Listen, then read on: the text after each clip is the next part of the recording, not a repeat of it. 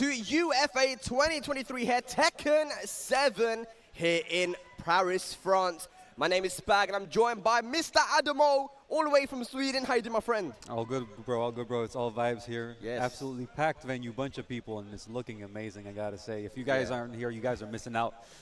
Absolutely, man. I mean, this is one of those tournaments where you turn up to it and you're just going to instantly be like, wow, the atmosphere that they've created here is incredible. But what is more incredible is that this is going to be the final Tekken 7 event here at UFA before the new game drops, Tekken 8, of course, coming out in January 26th. But we got some of the best players around Europe here competing to try and get that final title. Obviously, UFA being one of the major, if not the premier fighting game event of Europe. You know, all these players here want to get that title. You know, it's not part of any official tour, not part of the Tekken World Tour or the EU Cup or anything, but people are still here, Adam, because they want to win. It's all about getting that pride from that trophy, bro. Yeah, I mean, you definitely want to go out on a bang, right? If you didn't qualify for the TWT finals or the EU finals, then this is your last chance to leave your mark on Tekken 7 before we go over to Tekken 8. It's right around the corner. Yeah. Both like figuratively and literally, it's like you can go play it right over there. Tekken 8 is here in every way. Literally, yeah. So people are going to be able to play the game. You know, I didn't get a chance to play too much when I was in Korea at the time of the beta. So, you know, I get a chance to mess around with Azucena a little bit here at UFA. But man, yeah, make sure you head on over to the QR code that you see on the stream as well. You know, shop.ufa.gg to get some of that UFA merch. You know, the merch they've been actually selling here. And over the years has always been some of my favorite, man. So make sure that you guys definitely do that as well, watching at home. But thank you very much for you guys tuning in. Adam, let's talk about the people that we have here. Actually, there are some international players around Europe that have actually traveled here, as well as some of the top French players that are here as well, right? Yeah. So we've been looking at the brackets a little bit. You know, Tibetano, Rukang, so Daniel Mato in the brackets. Yes. You know, we got Flower from the Nordics, who's at the finals as well for EU Cup. So there's definitely people coming in from all over, but we've also got the French coming in strong, you know, defending their home turf. So it's going to be interesting to see how things go. Yeah, 100%. You know, when it comes to, you know, two of those players that you mentioned, you know, one of them was Tibetano, right? Tibetano, who qualified really at the last second for the Tekken World Tour Finals, and nobody would have expected this guy to do that. But the amount he has improved and the grind that he put in this year with the amount of places that he went to, you know, even just thinking back to Dubai, there was the Challenger event in Dubai.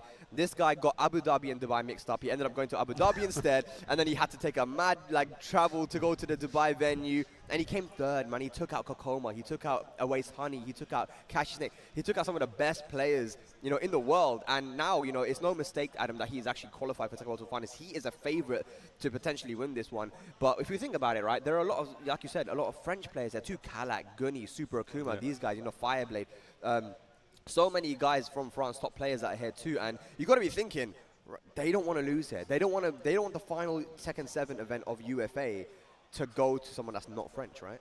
Yeah, I mean, you can't bring it back after that, right? Like that's it. Tekken 7's over before we go into Tekken 8, so they definitely want to defend home turf even more than usual. And I mean, the French, you know, they love their own hometown heroes, so it's going to be very interesting. Yeah, it's going to be. You know, when it comes down to it, the French are probably some of the loudest players that you're gonna witness. You know, it's always been that way. Even the mix-up at UFA as well, man. You know, you got the big stage over there, man. It's super sick to see. Hopefully, you guys get to see that as well one day in person. But you know, when we start getting down to the top 16s and top 8s, and you know, when we get those international matches happening, which I'm sure is going to happen, it's going to get very loud in this venue, Adam.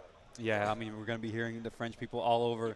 I mean, this is absolutely packed event, right? Yeah. Like the event itself, UFA is huge. I think they have almost 2,000 people across all the games. It's insane. Yeah. And the venue is absolutely massive. You think it will be cramped with that many people, but there's so much room. That is a lot of space. And, you know, right now you see behind us, actually, that's the pools area. So all the pools have started. You know, so like you said, Rukang is also here as well. He had a bit of a crazy journey to get here, but he's here now. He said he's not got much sleep, but I think Rukang with no sleep is a very dangerous player.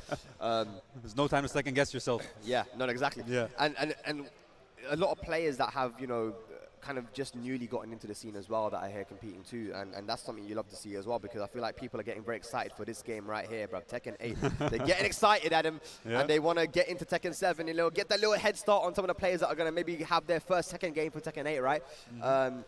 But yeah, it's gonna be an interesting one. What's your prediction, man? What do you think? Who do you think? I honestly think that Tibetano could take this entire tournament, man. Yeah. I think he can cause upset, and I think the way he beat those Pakistanis in Dubai, the Akumas, right? Yeah. Super Akuma's got to be one of your favorites always to win a tournament. But man, Tibetano, he could definitely cause the upset. Yeah, for sure. I mean, Tibetano is definitely a favorite. You know, we have Mado in the brackets as well. Mado. Yeah, and the French players, like you said, you know, there's so many, like Super Akuma, Gunny, Kalak. you know, Jod as well. Jod, yeah. Okay, it's like it's literally like anyone's tournament to take. So it's going to be very interesting to see. My prediction, I think, I mean, it depends on like who he comes up against, but I think Daniel Mato has a good shot at it. Daniel Mato has been grinding the game, and you know, I think like recently has figured out how to play that first to two style. That's always been his issue, and you know, he's come to Paris and come to France a lot for tournaments, and he's always struggled versus certain play styles. But when it comes down to it now, you know, he's a long set player, but he has now kind of realized how to play in the first to two. Sometimes you don't want to you don't want to respect your opponent too much, right? You haven't got a lot of time to download your opponent. You know, at most, you sometimes only have a couple of rounds to be like, okay, I need to know what's happening after 2 rounds. And Daniel Mato is very good at downloading you, but now he's managed to be able to do it a lot quicker than before, right? Yeah. And figured out how to do that style. And he's been always traveling Pakistan, Korea, Japan, going all over the world just to train with some of the best players, and that's why he's also qualified very comfortably as well. This is not like Tibetano, you know, he got in last minute. Like Daniel Mato was qualified for the World Tour Finals very early on. Yeah. You know, he won the Ivory Coast Challenger event. He won a couple of other events as well, and he did very well for himself, right? But yeah, Daniel Mato definitely is a favorite to win here. But again, this is someone who a lot of the French players have experience against. Can they take him out? I don't know. I feel like we're being haters at him. We're saying that the Italian and the Spanish guy is going to win, but there's a bunch of French players there, man. I don't know. Kalak, always someone that you can't sleep on as well, right? Yeah, I mean, he's had amazing performances as well, and of course, he's won before in hometown turf, if I'm not mistaken, at the mix-up. So Guni as well. I mean, he's won UFA before. Super Akuma as well. He's won the mix-up. Yeah. So all these guys, when they get their own crowd behind them and they're really feeling it, like they can take out anyone. They can. Yeah, especially with the energy that you're going to get here in France for sure, man. But we're getting our first match, just getting loaded now. And again, it's just crazy thinking about how this game came out in 2015, bro. 2015 in the arcades, right? 2015, 2016, dropped on console in June 2017. And now we're here in 2023, still commentating this beautiful game. Still got a lot of people that are entering the tournaments, new players joining the game as well. And we're on the brink of a new title as well with Tekken 8, bro. It's exciting times right now, I'm not gonna lie to you, bro. It's been a long road, man. Like, we're going into next year as well with Tekken 7, you know, at the very start. So it's been almost a decade of Tekken 7. It's gonna be crazy just seeing how things change up, you know, what players end up with what characters, who ends up placing. There's always a little bit of shuffle, especially at the start when people pick up the game a bit quicker than others. Some players are just really good at being able to pick up a game, you know, like, and understand the way that a character and a system works, right? But yeah, like, it's going to be interesting, man. Definitely going to be interesting. I can't wait for sure. I'm going to be competing as well, Adam. I don't know about you, but I'm definitely going to try and get in there. We'll see, but yeah, I'd like to see you in the brackets. Yeah. Get there. I don't know. I need to find, you know me, Adam. I need to find the cheapest character and just use that from day one. I did that with Katarina. So you guys might not know, actually. So I was a Katarina player. I was the first Katarina player in Europe. Won tournaments with the character as well. This guy was the one who told me to play. I wanted to play Claudio. And you said, no, pick Katarina. Trust me, she is really stupid. And I was like, okay, look, I don't want to. If Adam says a character's dumb, he's usually right. So I'm like, okay, I'm going to pick this character. And you were right, bro. Yeah. And people didn't understand how dumb Katarina was until very late on. I mean, even after, I think it was only when Yolanda started to like do really well in season 2 that people were like, you know what, this character's kind of strong. There were people, I'm not going to call out names, people saying Katarina has no neutral. Come on. Come on. That individual took back their statement very quickly. But hey, Fergus showed him what's up. Yeah, Fergus definitely showed him what's up. Katarina, you know, and it's going to be the same thing with Tekken 8 as well, right? It's when it comes down to this. But anyway, let's get into it. We've got our first couple players here on the stage. Early days. You know, I've been in this situation. For some reason, whenever I play in a tournament, I'm always the first guy on the stage. It happened at Tiger Uppercut. I pin your first game on stage. Oh, man. It was a rough one. But we got Crumble. We got Tempest here. Tempest on the stage right now. You know, the stage nerves can get to you sometimes. You know, it's the first game of the day. It's early days. Just woke up. Just had breakfast, you know. And, you know, there's a crowd building up. But here we go, ladies and lads. UFA 2023 in Paris. It's going to be our first game, Tempest versus Crumble. Yeah, let's get into it. We are going to get the Yoshimitsu versus the King. And, I mean, the Yoshimains on Twitter, they've been going crazy. They're just fiending for that Tekken 8 trailer. Fiending for it, bro. They want it. And, you know, Yoshi looks kind of sick, as I'm not going to lie to you, man. I'm looking to see what kind of gimmicks he has. The fromage, you know what I'm saying? The cheese, bro. Yeah, cheesy stuff. The cheesy stuff. All right, let's get into it. King versus Yoshi. And, you know, having done a lot of pre-release Tekken 8 stuff at these conventions, King has been a very popular character. Yo, he got away from it. Doesn't quite get a whiff punish. Gets a counter hit for Scrubbles instead. Yep. Best here. Let's see. I mean, Yoshimitsu's wall Oki can be so scary, but doesn't quite get it this time. Yeah. Oh, okay. He's partying. He's partying. We're going to get a good match, I can tell already. Yeah, yeah, definitely, man. You know, whenever you get Yoshimitsu, you're going to get something crazy, and that is a crazy finish there with the Power Crush running on him. And we got first round of Tempest. Yeah, putting on a strong performance there. I think he's just going to try to rush him down here. But that's what happens if you're a bit too aggressive, right? He will get counter hit. That down 4-2, one string. Really, really good stuff from Crumble. Yeah. Oh, the jump. Okay. Ooh, a perfect answer back there. Good stuff. Yeah, both these players just answering back strong. I think this is going to be a slugfest. Whoever's got the momentum is going to be taking this. Yeah, Tempest playing very aggressively still and gets counter hit once again. When you're getting counter hit this much, you know, that's when you've got to start to take a little bit of a step back and be like, you know what? Let me play a little bit more patient. Good, okay, go use the throw, but gets the positioning down 4-2, gets a small little combo. Oh, stays down, smart stuff. Oh, a bit too eager. Yeah. No launch. Okay, hop knee. Yeah. Nice little combo. What's going to be the Oki goes for the low. Is that going to be dead? I think it might be. Oh, and he could kicks. have been. He has rage available. He doesn't go for the rage up. Ooh. Oh gosh. Oh, what's he doing? The power. Okay. That slide can be very, very difficult to punish, but yeah, he got the down back 3 either way. Crumble looking good. Yeah, it's a good startup from here so far, but Tempest not out just yet. Yep. Okay. Goes for the throw. No break on the generic one throw. Gets the little shank. Yeah, again, Tempest is getting away with that CD1, but punishes back. Yeah, that was a beautiful punish. He dropped the combo, unfortunately. Spin to win. Rage available. Oh, nice hop knee to go right over that sword sweep and go straight for the rage drive, but drops the combo. There's a lot of drops here, Adam. Happy little accident reset, though. Again, oh this my man can God. do no wrong. It's all just resets. But what's going on, bro? You commentator cursed it like so many times that last round, bro. But Crumble finishing it. And, you know, that is what happens, you know. It's early morning, bro. It's the first game on the stage. There will be drops. Both sides actually had the drops, man. Yeah, both sides. I mean, Crumble, Rumble were living up to his name. It was a bit of a crumble, but still came to Rumble, took that first match. You see both these players just laughing, having a good time. It's all smiles here. It is all smiles, man, but it ain't a smiling matter, bro. You need to stop smiling now because it's you're down 1-0. You know what? You got to do some Yoshi stuff here, Tempest. Do the Yoshi stuff there. Nice. The Manji scrolls are coming out. The secret Discord tech. You don't want to be part of a Yoshimitsu Discord, trust me. I've been in there, I infiltrated, and I definitely regretted it. But here we go. Oh, the CD2 counter hit. Tempest is going to take the first round again. Let's see if he can close out this match because it was off to a good start last time. Yeah, and the punishment was good as well, right? You saw the punish on that back, the string, the 3-hit string from King, down 4-2, but he dropped the combo that would have given in the round. Yeah. So again, like both these players leaving a lot of damage on the table. Yeah. And this is much better head from Tempest, you know. And goes for the spin into what you talked about, Adam, right? The wall Oki from Yoshimitsu, some of the best. Goes for the door knocker. Who's home? Oh, 7 golden letters. That's good stuff there from Tempest. Yeah, catching him on just the one counter hit frame on that throw. We caught him, so unfortunately for Crumble, but he's got to compose himself. It's tournament. You can't let that get to you. No, absolutely not. And this is a much better approach from Crumble now, actually starting to be aggressive himself. Gets floated out, but those sidewall has saved him so many times. This time stays on the floor, no punish on the CD2. Yeah, but the hop knee, let's see what he can do here. Again, the drop kick. Alley kicks, all right, and we go Crumble on the board. Yeah, good stuff here, Crumble. I mean, you don't want to take it to 1-1, just close it out here if you got the chance. Uh-huh. And we were saying, is Daniel Maro here? Yes, he is. You know, we don't know, it's 50-50 if he was going to turn up, and there he is now. All right, so that's good. So we've got some confirmation. Yeah, we've got Tempest now. Good for my prediction. Hop knee again, but those hop knees have been finding their mark. Crumble, rumble. Yeah, the accuracy rate. No drop kick this time. Uh-huh. I'm liking how he's using that throw just to switch positions and put Crumbles back to the wall. Yeah, and Yoshi's, like we said, so strong at the wall, so Crumble having a hard time here, but you got to watch out for that giant swing when your back's towards the wall. Especially those lows as well. He uses the rage drive straight away. Shades of penetrate when it goes for the Harikiri. And it works out. Tempest doing the Yoshi stuff. And he liked that one, man. He looked at the crowd. He's smiling. He's laughing. Now Crumble ain't laughing. He ain't smiling no more at him. Yeah, that smile is gone. Tempest's smile is like 3 times as wide, but Crumble's, it's back, it's back. It's back, it's back. Turn that frown upside down. That's what we like to see here, bro. You know what I'm saying? Good wipes there. Wipes! Wipes. Good wipes at the UFA venue.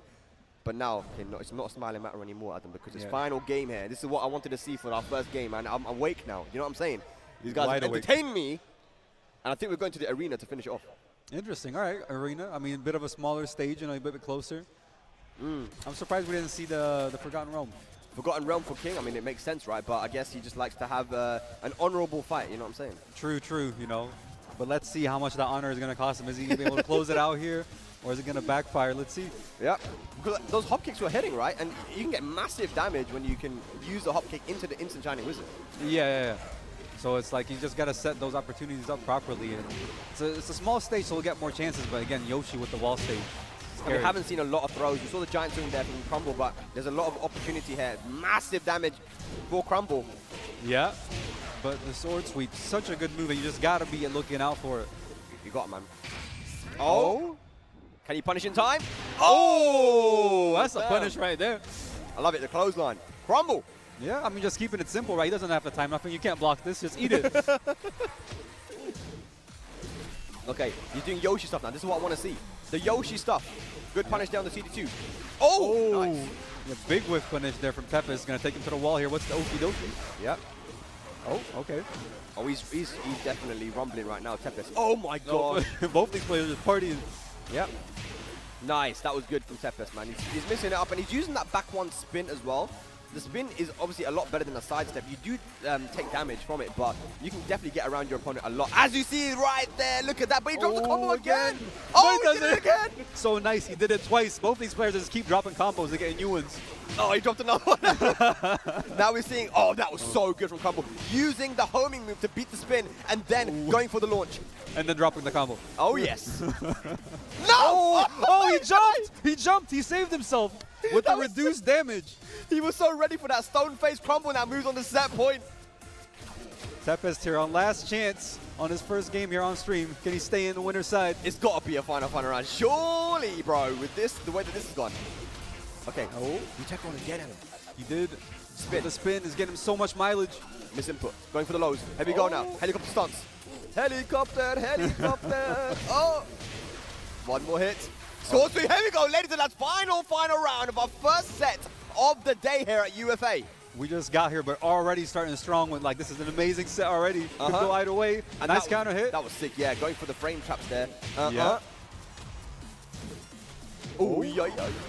Counter hits. Okay, Tepes now. He manages to get himself out of a very sticky situation. Yeah. Oh, the shank. Oh, can't break that. Oh, no punish. Yeah, no punish. That is punishable on block, and he can duck it too. So close. Oh, the CD1. Can he finish it? I don't know. I don't think it's going to be dead. And that's going to be it. The down back three. Tepes taking it in the final round. Really, really good games to both guys, man. What a set. Yeah, fist bump there afterwards, but I mean, that was just a nail biter. Could have gone either way. Both these players just left so much damage on the table, but it kept working out for them. They kept getting new launchers. Yeah, because in those situations where you drop a combo, if your opponent drops a combo, and then you need to adapt and be like, okay, what can I do here? Do I have enough frames to be able to launch him for that, or do I go for something else?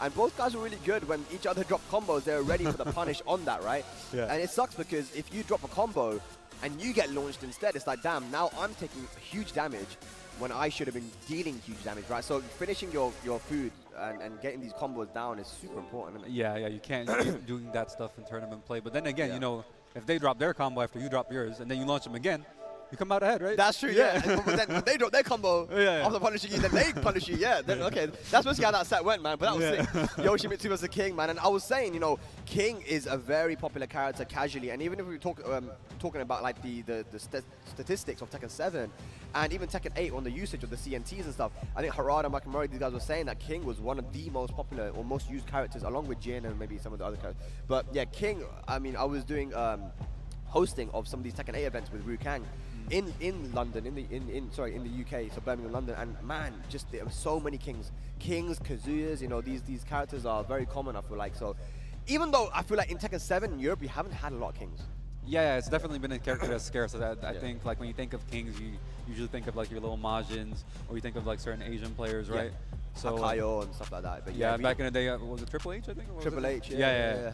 So, I mean, all kinds of sick players. I mean, Europe has had some representation, but it's never really been like one of the characters that's like Europe was known for. Yeah, we had Vanix from Italy, Vanix, right? She was really good. She represented Europe at the King of the Iron Fist, the Tekken World Tour finals before Tekken World Tour. Yeah. And she was super strong. And I think she is still playing the game now. I think I saw her at a tournament recently, maybe OTB or something, I don't know. But, you know, yeah, good. It would be good to see more Kings, man, because that character is actually strong. And in the right hands, you know, when you can utilize everything that he has with the shove, the throws, and the Oki and stuff, it's really actually fun to watch. Yeah, I mean, such an entertaining character, especially in Tekken 8 as well. He's got all these new things he can do. He can use throws to extend his combos and keep going. So yeah. He's got all these new mechanics with like when he points and runs at you.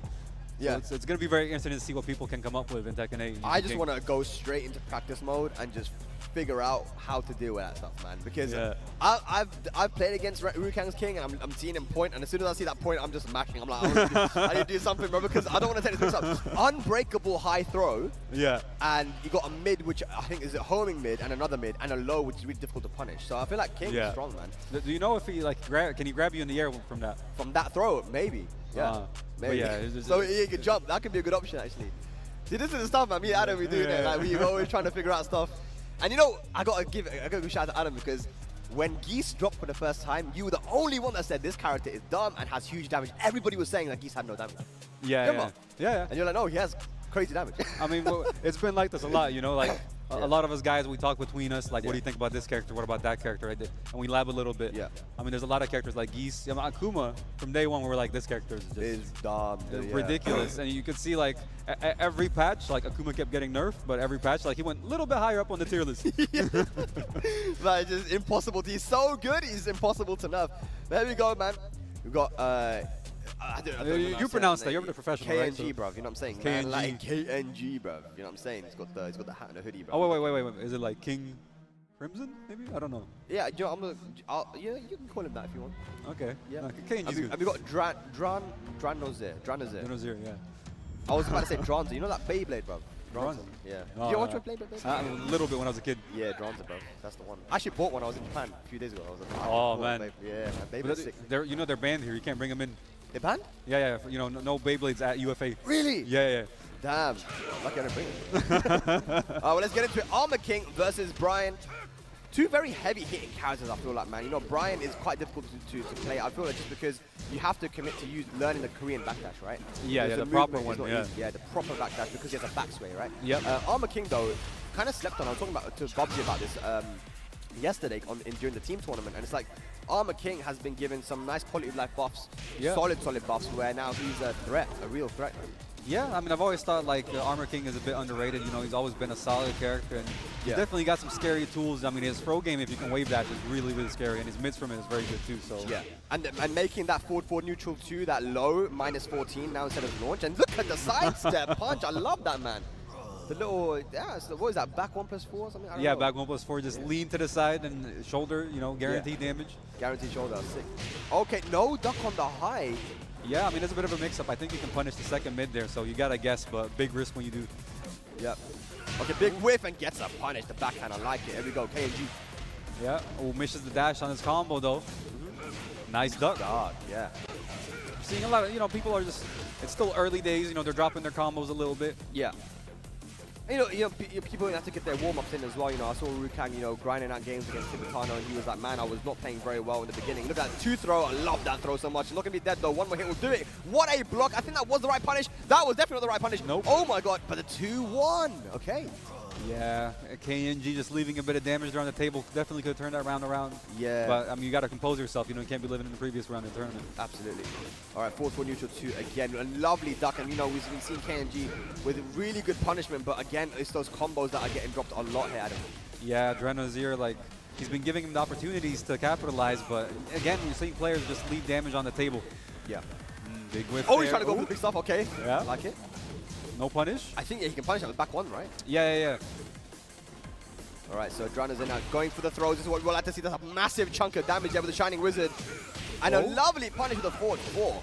Yeah, I mean, it's a whiff punish that we don't see too often, but it's such a good move, you know, for Brian. Otherwise, it can be difficult to punish someone who's crouching. Yes. Goes for the machine gun punches. Doesn't confirm it into the final hit, though. Final round here. First game. Really, really important. Who's going to take it? Yeah, Dranozir just trying to find an opening here. Okay, 1-2-1. Yeah, both players. Oh, no punish again. Yeah, I mean, back 1-2 got buffed recently as well. It does a lot more damage. Yeah, it does some good chunks. A nice break this time. Oh, back 1-2. Okay, here we go. This is what you're talking about, Adam. Those multi-throws. Time to guess. Cuts it short. Yeah. Oh, good. Ooh, could have been way worse there for Dranozir. Nice break on the 2-pro. Yeah, that's very good. Trying to go for a throw himself. King. Oh. Rage available, goes for the orbital as Dranazet tried to finish the low, but it's a low wall splat. Oh my god, dude. Yeah. So he got away with that one. That was a really, really good read from King Crimson there. KNG with the orbital. He knew that the low was coming, and he's like, instead of ducking or low parrying, I'm going to orbital over this low, right? But it's just unfortunate because he got a low wall splat and wasn't able to get the rage drive. So if you're King Crimson right now, I'm thinking you punish things perfectly. You know, you were ducking strings. You just weren't getting your combos. There's no need to panic right now. Actually, what he was doing was working, right? Yeah, like the game plan was working, just that he was leaving a lot of damage on the table, like you said. Didn't quite adapt his combo at the end with the right wall carry, and unfortunately, he had to pay the price, lost the game. But this is one of those testing moments in tournament, right, where you got to see if you can compose yourself and move into the next match. Because a lot of players, they just get caught up, and from here to start tilting and just not focusing on the match, they just beat themselves up over what they could have done instead of what they should be doing. Yeah. There's definitely, if you can compose yourself and stay calm, that's when you can start downloading your opponent. But he's gone to the souk. We see a lot of Brian players go here, man, because he's got crazy wall angles that can start doing that taunt shenanigans. But here we go, though. The smallest stage in the game. Is Dranazet going to be able to finish it off, or we're going to a final game? Yeah, let's get into it. Ooh, big duck, but a bit too slow on the punish. This time, though.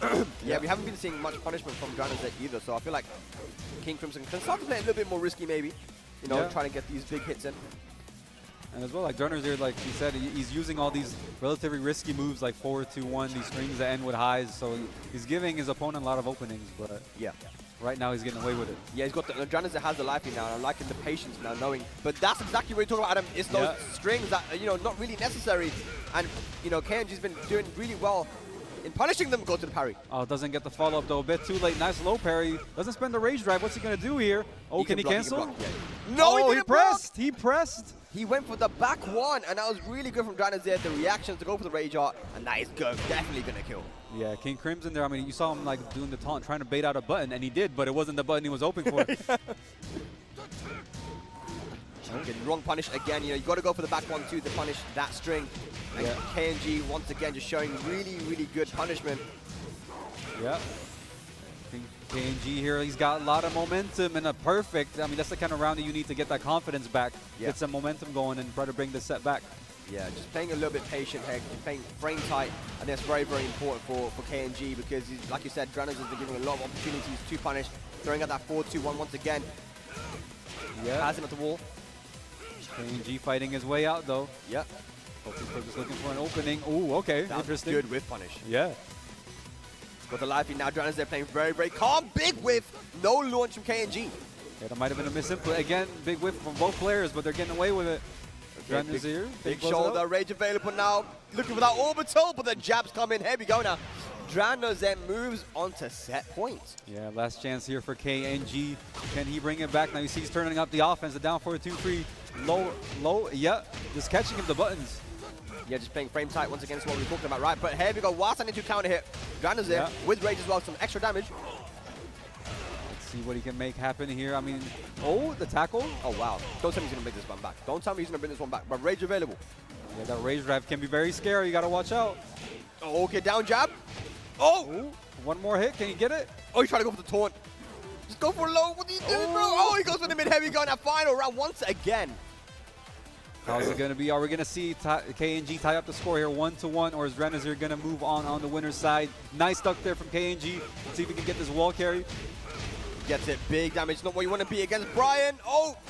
Yeah, baited out a button again, but too slow. Big counter. The down 4-2-3 has been paying off. Yeah, not looking good right now for Dranazet. Good duck on the throw. Oh, it's a scramble. And the go to double one, but no confirm. And the jab to float him out the low, and there we go. Final game incoming, but now Dranazet has the chance to go to his stage, right? So are we going to finally see the Forgotten Realm? Yeah, I think we just might. Yep, instantly, no hesitation. You called it. Yeah, KNG definitely, like, he's smiling about that one. He's like, of course. Now you're losing the first game against a game player. That means that in order to win, you are going to have to play that final game on normally on Forgotten Realm, right? Yeah. So now if you're Brian, if you're KNG, you think I need to break these floors as soon as possible. Even if I'm not going to get big damage, I need to break these floors. Yeah, I mean, we saw Dranazet like going for a lot of Shining Wizards earlier, but let's see if we can bring out the throws that floor break because they can lead to so much damage. You really got to take advantage of this stage. Yeah. I think he gets a couple conversions as well with the stomps as well, so he gets launchers off of stuff. So it's going to be interesting to see what he can do. Brian doesn't get a whole lot on this, right? I don't think he does. Yeah. I think it's 1+2 throw breaks. Maybe. Well, he's definitely going to have to try and get these floors broken as soon as possible, just to get rid of him for Dranazir. But let's go. Final game incoming. There's that 1+2. Let's see, we'll find out now. Yeah. Oh, there we go. Yeah, thank you for proving it. Man, Adam coaching. Oh, the snake edge, yo, sneaky. Snuck it in there, the sneak edge, the little reset. Okay. Is it still a close round, though? Punish on the while standing one. Yeah. Oh, big counter hit string. That is NCC. Good confirm there from Dranazir. Can he take him downstairs? Not quite the sidewall. Saved him, man. This is a very close first round. Who's going to take it? Both guys in rage. Rage drive available. Oh, nice break, staying alive. There's a plus for Ames.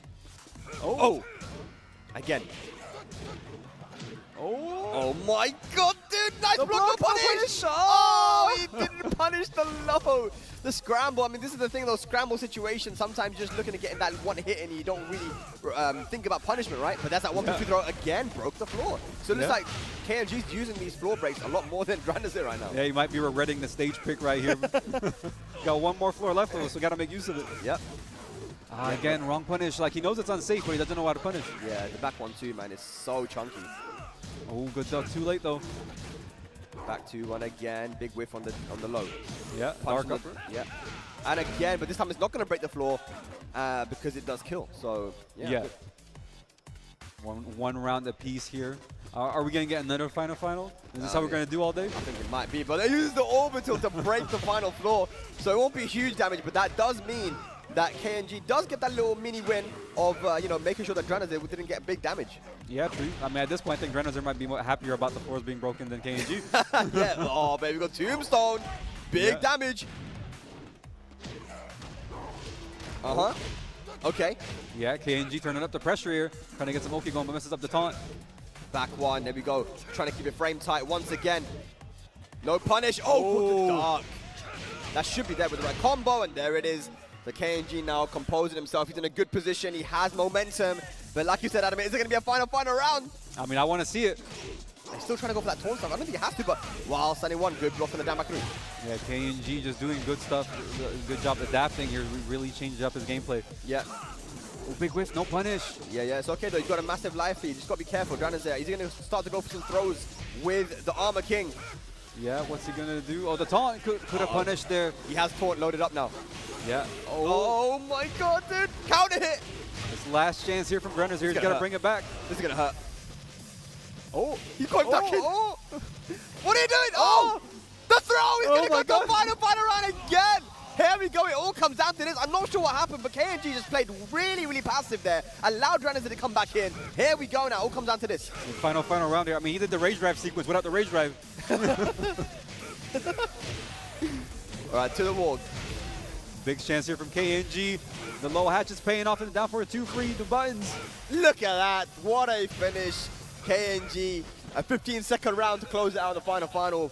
But really good stuff once again. A close set.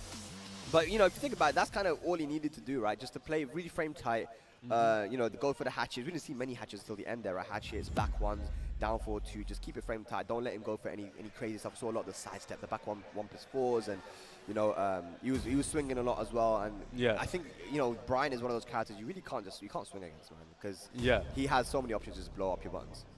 So many good tools, especially like a lot of mids as well, like down 4-2-free we saw being used very well there. Down 2-free as well is great. what happened? Nice. Crowd's funny, man. I'm looking forward to this today, man. We're going to be going through the whole tournament today, by the way. You know what I'm saying? Yeah, shout out to that's a sick one-piece jacket, man. I like it. It's nice. I mean, the French crowd, like we said, is like no other crowd, right? They definitely know how to have a good time. Yeah, it's not common that we have the whole tournament happening on one day. Obviously, Tekken 7, you know, it's like there's a lot of new games out now, right? When it comes to MK, Street Fighter. So obviously Tekken, now we're doing it all in one day. But this is how it used to be in the old days in Europe, though. It used to have like, you think about UT, Ultimate Tournament was one of the premier event along with Damage Germany in Europe, right? And it was all done in one day. It was like literally a 10 a.m., 9 a.m. start and finish at 2 a.m. Yeah, and then of course like the old school type of tournament where we had like the round robin pools. Everyone plays everyone, you know.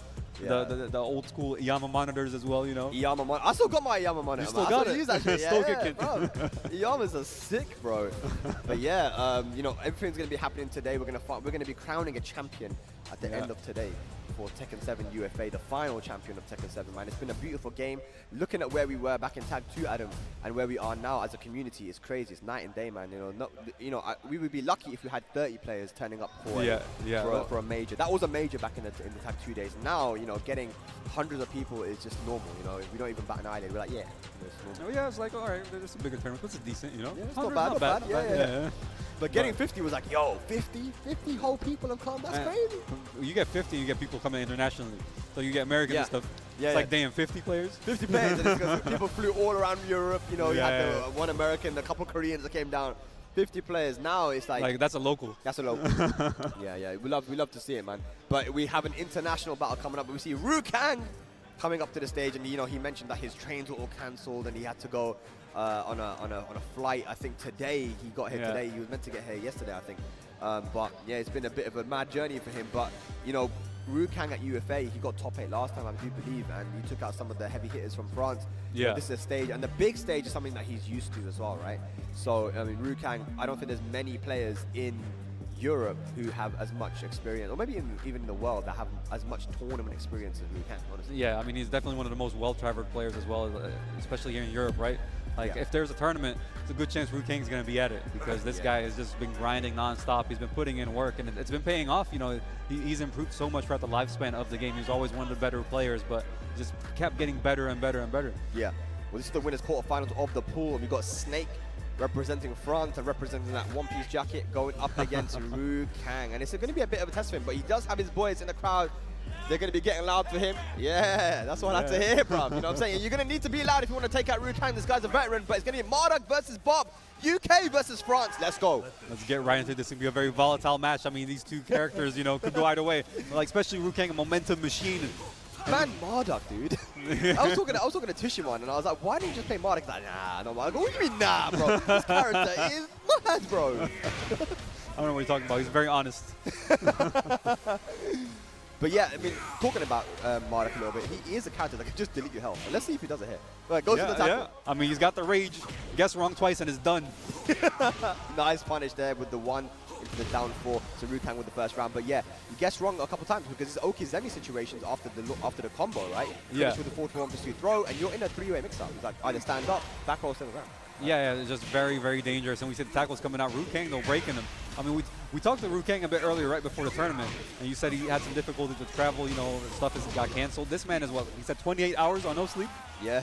This man is a machine. This is a one-day tournament. I feel like he plays better when he's got no sleep. Look at this one. Yeah, making all the right decisions. And, you know, Bob is one of those characters, you know, you can see the usage of that jab. As we see the down 1 pursue, that's a great answer to that jab. Gets a nice little launch.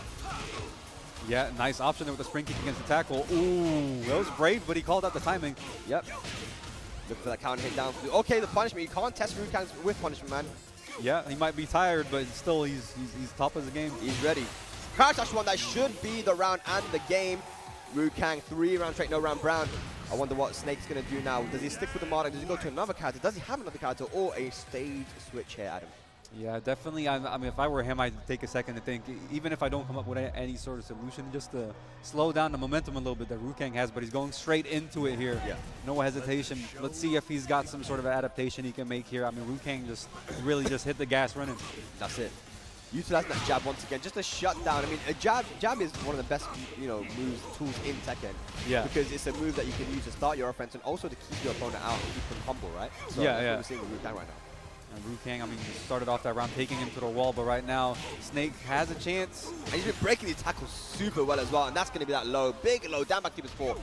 Kang in the driver's seat, 4 rounds straight. Yeah, just a dominant performance so far. Snake's got to try some new things, but the whiff punish, I mean, this man, he doesn't need sleep. Yeah, I'm telling you, man, whiff punishment, you cannot test Kang with punishment, man. Okay, 1-4. Yeah. Keeping him at the wall now, look at that, just bullying him with that jab. Perfect. I mean, he hit the brakes at the right moment. Kang, the pressure is just so relentless. Yep. Break the throw. Rage available. Forward 2. 5 rounds straight now. Kang looking to close this one out. He wants to end his pool early. He wants to go back, get some sleep. This ain't a 2-day tournament though, man. You can't go back to sleep, you know. Nope. And you know, you have to play the whole thing today, man. All right. Oh. Big whiff. Gets a good punish into the wall splat. Massive damage incoming. And last chance here for Snake. What's it gonna be? Got rage though, but the running 3-slash kick. Rukang gonna take it 6 times straight. Unfortunate there, but Snake, you know, definitely something that he could look back on for sure. But Rukang, you know, you can see he's a man on a mission, bro. You know, he's come to UFA. He's not here for anything less than first place, Adam. Yeah, definitely. I mean, this is the last chance for a lot of players, like we said earlier, to leave their mark on Tekken 7. So a lot of players here today are just even more motivated than usual to do their absolute best. Because if you win Tekken 7 UFA, like, what's anyone going to say when we're in Tekken 8? I was like, oh man, you got lucky. I don't care, I won, bro. Here's the trophy, man. Yeah, well, you're not going to get your run back. You go win UFA Tekken 7. Yeah. yeah. It's like, bro, you can't get the run back anymore. It's done. Like, after this, it's Tekken 8. Yeah. So if you win Tekken 7, it's like, bro, you're never going to get your run back, bro. Exactly. And the other thing is, Super Kuma's here, innit? Yeah. And I don't think there's going to be no Kuma in Tekken 8, bro. So, I don't know. Yeah. I feel like it's kind of, yeah, I don't know. You know what I'm getting at, innit? I mean, I know what you're getting at. Say it, man. Say what I'm thinking. I mean, you got to do a bit of soul searching, you know? Oh, look, yeah, I didn't even know you were on the stage. He is. I thought that's why you said it. I didn't even know. I looked behind me to try to find him. But yeah, I mean, look, there's, you know, Super Kuma, maybe you guys don't know the history, but he was actually one of the players in France that was traveling in Tekken Tag 2, and his name was Super Akuma back then too. Yeah. Before anyone even knew that there was going to be any Akuma in Tekken 8. And it's a reference to Dragon Ball Abridged. Yeah, you guys seen the parody of Dragon Ball. So he played Armor King and Lee, and actually was able to do big damage with those characters against international competition. So this guy plays Tekken, right? But for the past many years now, he's been playing Akuma, and exclusively Akuma. You know, sometimes on his stream will play some other characters, but he has been Akuma the whole way, and his name is Super Akuma. I feel as anyone that actually deserves to play this character, it's him. And I feel like, looking at his playstyle, he's always been scrambly. I played him back in Tag 2, and he's always been a scrambly type of player, and I think that kind of playstyle works really well with Akuma, and it's like they designed that character for him. Literally. Name everything. The playstyle just completely for him. Yeah, literally. And so there's, you know, Tekken 8 coming out, of course, January 28th, but 26th. Yeah. But, like, you know, this is his last one, and he's qualified for the Tekken World Tour Finals as well. You know, it was a rough one for him. Normally, it's quite easy for him. He's got early wins. 2019 mix-up, you mentioned that he won that one, and that was the first March tournament of the year.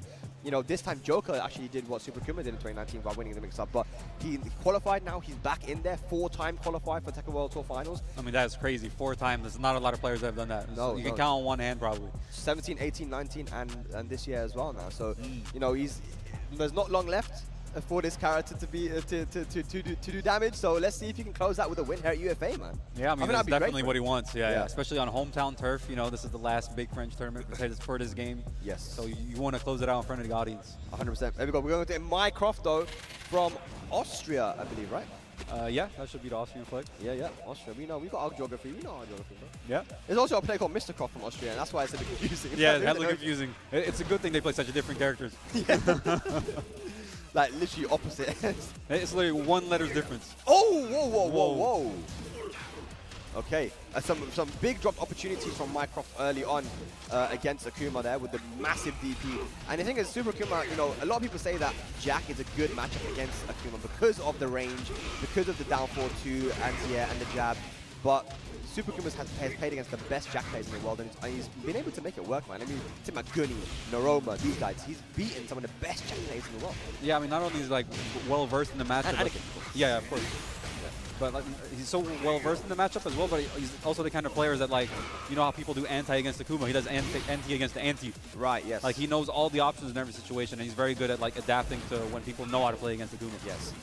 He'll know, okay, my opponent is looking to do these tools against me because these are good tools against Akuma. Well, these are my tools to beat those tools. That's exactly what he does. And yeah, I've not really seen him lose to Jax all too often, even though the matchup is technically in his favor. There we go, once again, look at the damage, man. Absolute chunks. I mean, that was one of the newer additions that the Tatsu, just look how much damage it does. Oh, gosh.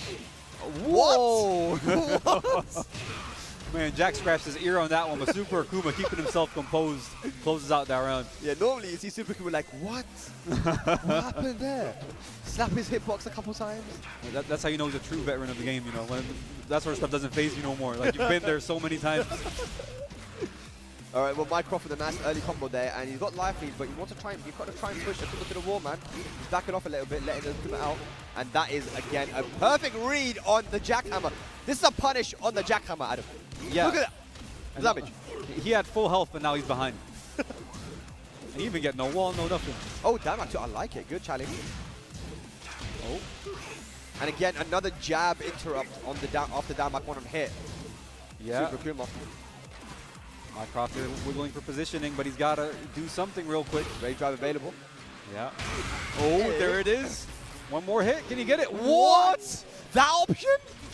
Did he mean to do that? I don't know. Because a Rage drive in the open into 420 is a little setup because it can actually end up being a low, right? But he just did it at the wall. And from that range, it's a mid. Yeah, it's a mid, yeah. Yeah. Super Akuma hella ducked. Yeah, he did. Okay, good punish on the down 4-2 uppercut. Now, this is not a good position to be in because down 3 into the follow-ups is definitely going to kill. So I wonder if Mycroft is going to go to now an infinite stage. What is he going to do here? Super Akuma looking pretty comfortable. A lot of missed opportunities on punishment from Mycroft as well, but Super Akuma still looking very comfortable, honestly. Yeah, I mean, it's another day at the office for him. You know, he's been in this position countless times before. So right now it's on Mycroft to make the adaptation. I mean, Super Akuma had a strong start, but Mycroft did show some signs of life there. You know, managed to take around, but he's really got to. I think he's been a little bit too passive. You know, he's got to be careful on his approach with the jackhammers. Yes. Yeah, the jackhammer. I mean, just perfect from Super Akuma to know exactly when that jackhammer was going to come, absorb the damage with the focus attack, and then get huge damage now with the EX Tatsu, as you mentioned, is a new addition. But we're going to the Arctic Snowfall. We have the infinite stage, and again, this is something that Super Akuma has told me in person. Look, I know my opponents are going to go to the infinite stage. I am ready for these infinite stage matches, man. You know, he ends his combos with the Tatsu in order to go for some Oki. And you just understand. I mean, Akuma doesn't really need walls to have big damage, man. We saw it already. Yeah. And you see him like also being able to hit the brakes a lot more in his infinite stage. But right now, it's all gas. Super Akuma going in with the jump in. Yeah. When you see Super Akuma with like execution, like when he doesn't drop any of the combos, that's when you know, damn, he's playing good today. Yeah. He's very, very good. I mean, nothing's gonna stop his execution. We got a hitbox booth right over there, right? Okay, look at this. The perfect Akuma round there. That's gonna be 7 golden letters. Super Akuma. Perfect start. Yeah, strong showing there. But the 1+2 at the round start, I think you just like the jab whip from Super Akuma. Yeah. It's weird. That 1+2 from Jack can go under so many things, even mid sometimes. Yeah. It's always funny when someone still tries to duck it. It's mid now. Yeah. Nice. Oh. Wow. Yeah, big call out from Croft. He knew he was going to cancel with the dash there. Okay, the flippy floppies now, you know? Yeah. When Super Akuma wants to test an opponent, the flippy floppies come out, bro. Yeah, let's see how Mycroft is going to respond. But the drop there from Super Akuma could have been big damage. Yeah. Oh, what a block! But no launch with the whilst only one. And is it going to pay for that, Adam? I think he will. I think he will. This isn't going to kill, but it's going to be a game-ending mix if he wants it. Never mind. Commentator's curse. Look at that. Again, that's what happens when you don't finish your 3, when you don't get your punishment in. You know, that should have been Mycroft's round, but Super Akuma now on set point. Yeah, but gets a whiff punish there. I mean, Mycroft's got to get something going there. It's last chance for him. Yep, good combo. Yeah, and you see the focus attack. Super Akuma's ready for the approach. Yep. I remember that Super Akuma, when it comes to Tekken 8, has been playing a lot of Jack as his main character as well. So he's playing Jack as well, man. This is one of his characters now. It is. Mycroft here is just hitting the brakes a bit too much, I think. Yep. Down 4. You haven't seen a ton of down 4 from Super Akuma. Hadn't really needed to use it. Yeah. But now, you know, it's just final round, just go for it. The jumps. Yeah, Mycroft is not really having an answer to those. Yeah. And that could be the round with the right combo. Super Akuma, can he close it out here? No, he drops it, but the forward to kill. Super Akuma will take it and move on into the winner's semifinals of the pool. Mycroft is going to have to do some work on that loser side. But man, yeah, Super Akuma, a man on a mission here, Adam, as well, trying to get this UFA belt for the final Tekken 7 event here, man. Yeah, I mean, strong showing there. He shows he came to, he came to win, and he shows that he means business. Yeah. It's just he made it very difficult for Mycroft there, you know, like on the offense with the jump-ins, just encouraging you to jab, and then with the down 2 coming out, you know, going under that. It's just difficult to deal with. Yeah, I mean, again, we've watched Super Kuma and commentated his matches for so many years now, and Yeah. looking at how he was playing there, it definitely shows me that he is a man that is ready a man ready for business today, man. But this next match is gonna be a good one, bro. Oh, snapperoonies! This is Who do gonna you got? be Who do you have, entertaining. Adam? Listen, who do you got? That Introduce our is players, bro. the legend Nemo from France, you know, Nemuik. Nemuik. On home turf. I'm sure I butchered that. Is that how you say it, bro? How do you say it? Ah. Oh, seal of approval. All right, let's go. Nice. All right, and playing him is going to be from Malta, Leonidas. So Leonidas, you know, who, you know, did a UFA last year, or was it the year before? I don't know. He beat Kokoma actually. Yeah. You know, he put Kokoma into the loser side, I believe, with the Eddie versus Feng matchup. Man, I got good memory. You know what I'm saying? Yeah, you got the memory Yeah. on lock. And Yeah, but really also good. as well, you know, people might not be familiar with Nemuik, but he's Yeah. got some names under his belt as He well, does, doesn't man. he? Back in Tekken Tag 2, you know, he was the only person in a certain tournament that beat Sodam. Sodam, yeah. Sodam, yeah. So Sodam actually ended up winning the tournament. Sodam, of course, you guys know, is like the legendary Ling player from Korea, but Nemowick is actually the one that put him in losers in that tournament in pools. So, Yeah. you know, rocking the Bears as well, the double Bears, I think it was back then. He also has a Paul. He plays Marduk as well. I played Nemowick recently. I say recently, I haven't played Tekken for a while, but like a few months ago. And man, he's playing strong with the Marduk, man. He's been playing Marduk as well. On the other hand, though, Leonidas, we have to talk about him. You know, Leonidas rocking the Eddie, and he has a Leroy in the back pocket as well. But you know, the names he's taken, you know, top 8 at mix up a year ago as well, beating Sephi Black, Super Akuma. Unfortunately losing to Kira and Tetsu, but you know, the names he took at that tournament were incredible. And then even in Malta, you know, he's been doing damage, and he's been traveling so much as well. He was in Greece recently, had really close games against a lot of people, beat a lot of top names. This is someone that is serious about competition, but he has to go up against a wild player in Nemo. I'm not going to lie to you, bro. He is crazy. I mean, he's crazy. Anytime he's on the stage, the set will go either way. Like, you never really know what's going to happen, so I'm very much looking forward to seeing this. They random an infinite stage. That is so unfortunate for Leo. Yeah, you can see him shaking his head. He's like, nah, what is this? Bro, look at him. Leonidas is mad happy, bro. He's like, he got the infinite stage, Bears versus Eddie, bro. He's not even trying to hide it either. No. But you know what? Bears on Infinite ain't bad either, man. You know, you don't want to be in a situation where you're getting back to the wall. Look at that custom as well from the Bears. You don't get to see Kuma all too often. That's a sick custom, bro. Yeah, I like the outfit. You know, I'm not a fan of the paint, but the outfit's sick. The little, what, G-Force outfit? Yeah. But yeah, the thing about Eddie versus the Bears as well is that some of the moves and combos do not work on the Bears because of the small stubby legs, and sometimes your mix-ups don't work either. But we see there from Leonidas a nice start there and again, adapting the combo from the side state 2+4 because, again, some of the combos because of the stubby legs don't work. Yeah. So things you got to be aware of. I mean, Leonidas, you know, being a dedicated Eddie main, he's one of those character loyalists. Like, I'm sure he's aware of all the situations. Yeah. Ooh, power crush. Yeah. Nemo not even trying to mess with that. Okay, didn't get the punish on the relax. That's where you got to start to use. I think the down 4-2s might be a good option. Maybe there's something else that does more damage, but you definitely got to shut it down. But look at the punish on the side to Adam. Yeah, the Bear Twin Pistons. I mean, if you're a Bear player, you got to have those unlocked, and Nemo does. Got to be careful. The raid drive available here for Leonidas from Malta. Yeah. Hey. The up forward 4 is such a good tool. Big whiff! Oh! No, what was that? That was a misinput. He tried to whiff punish, I think, but unfortunate. Nice option. A lot of patience here. Oh, a lot of patience there from Nemo. Didn't want to close it out. He was a little bit too nervous, but Leonidas now 2 rounds up. Yeah, I don't think there was any need for that. I mean, Nemo had the life lead, but he was still the one approaching. Yep. Okay, once again going with that power crush. Sliding. Yeah, and that's one of those Bear things because their legs are so short. They take more steps so they can get running quicker. Yeah. Here we go once again though. Leonidas, you know, he's realized that Nemo is not really dealing with the relaxed stance all too much. I think down 4-2 is just the best option, right? Maybe to beat the relaxed stance. But that's a down 4-2 count. This could be the combo to kill. Yes, and it is 3 rounds straight. Now, Nemo has some thinking to do. Does he stick with the Bears and go to a different stage, or does he go to the Marduk? You know, Marduk obviously has the down back 2, which can be really good against the relax and the handstand stance. Yeah. But does he go? I think he's going to the stage select, and we're going to the Kinder Gym. So stick it with the Bears, Adam. What do you think? Yeah, I mean, at this point, you got to go whoever what character you're most comfortable with. I don't know how much experience he has with Marduk in the Eddie matchup, right? I mean, Bear is the character that he's known for. So yes. It's probably where he's got the most amount of experience. And this is winning semifinals of the pool as well, so he'd probably be feeling the Bear a bit more as well, right? Exactly. I mean, sometimes if a matchup is better on paper, it doesn't always mean that you should go with it, because if you're more confident and you're better with a character, then it could be the better choice. Absolutely. All right, let's go. Second game now. It's not going to be on the infinite stage, but you've got to be careful because Eddie's with the backdash and the whip punishment is always on point. Look at that, Leonidas.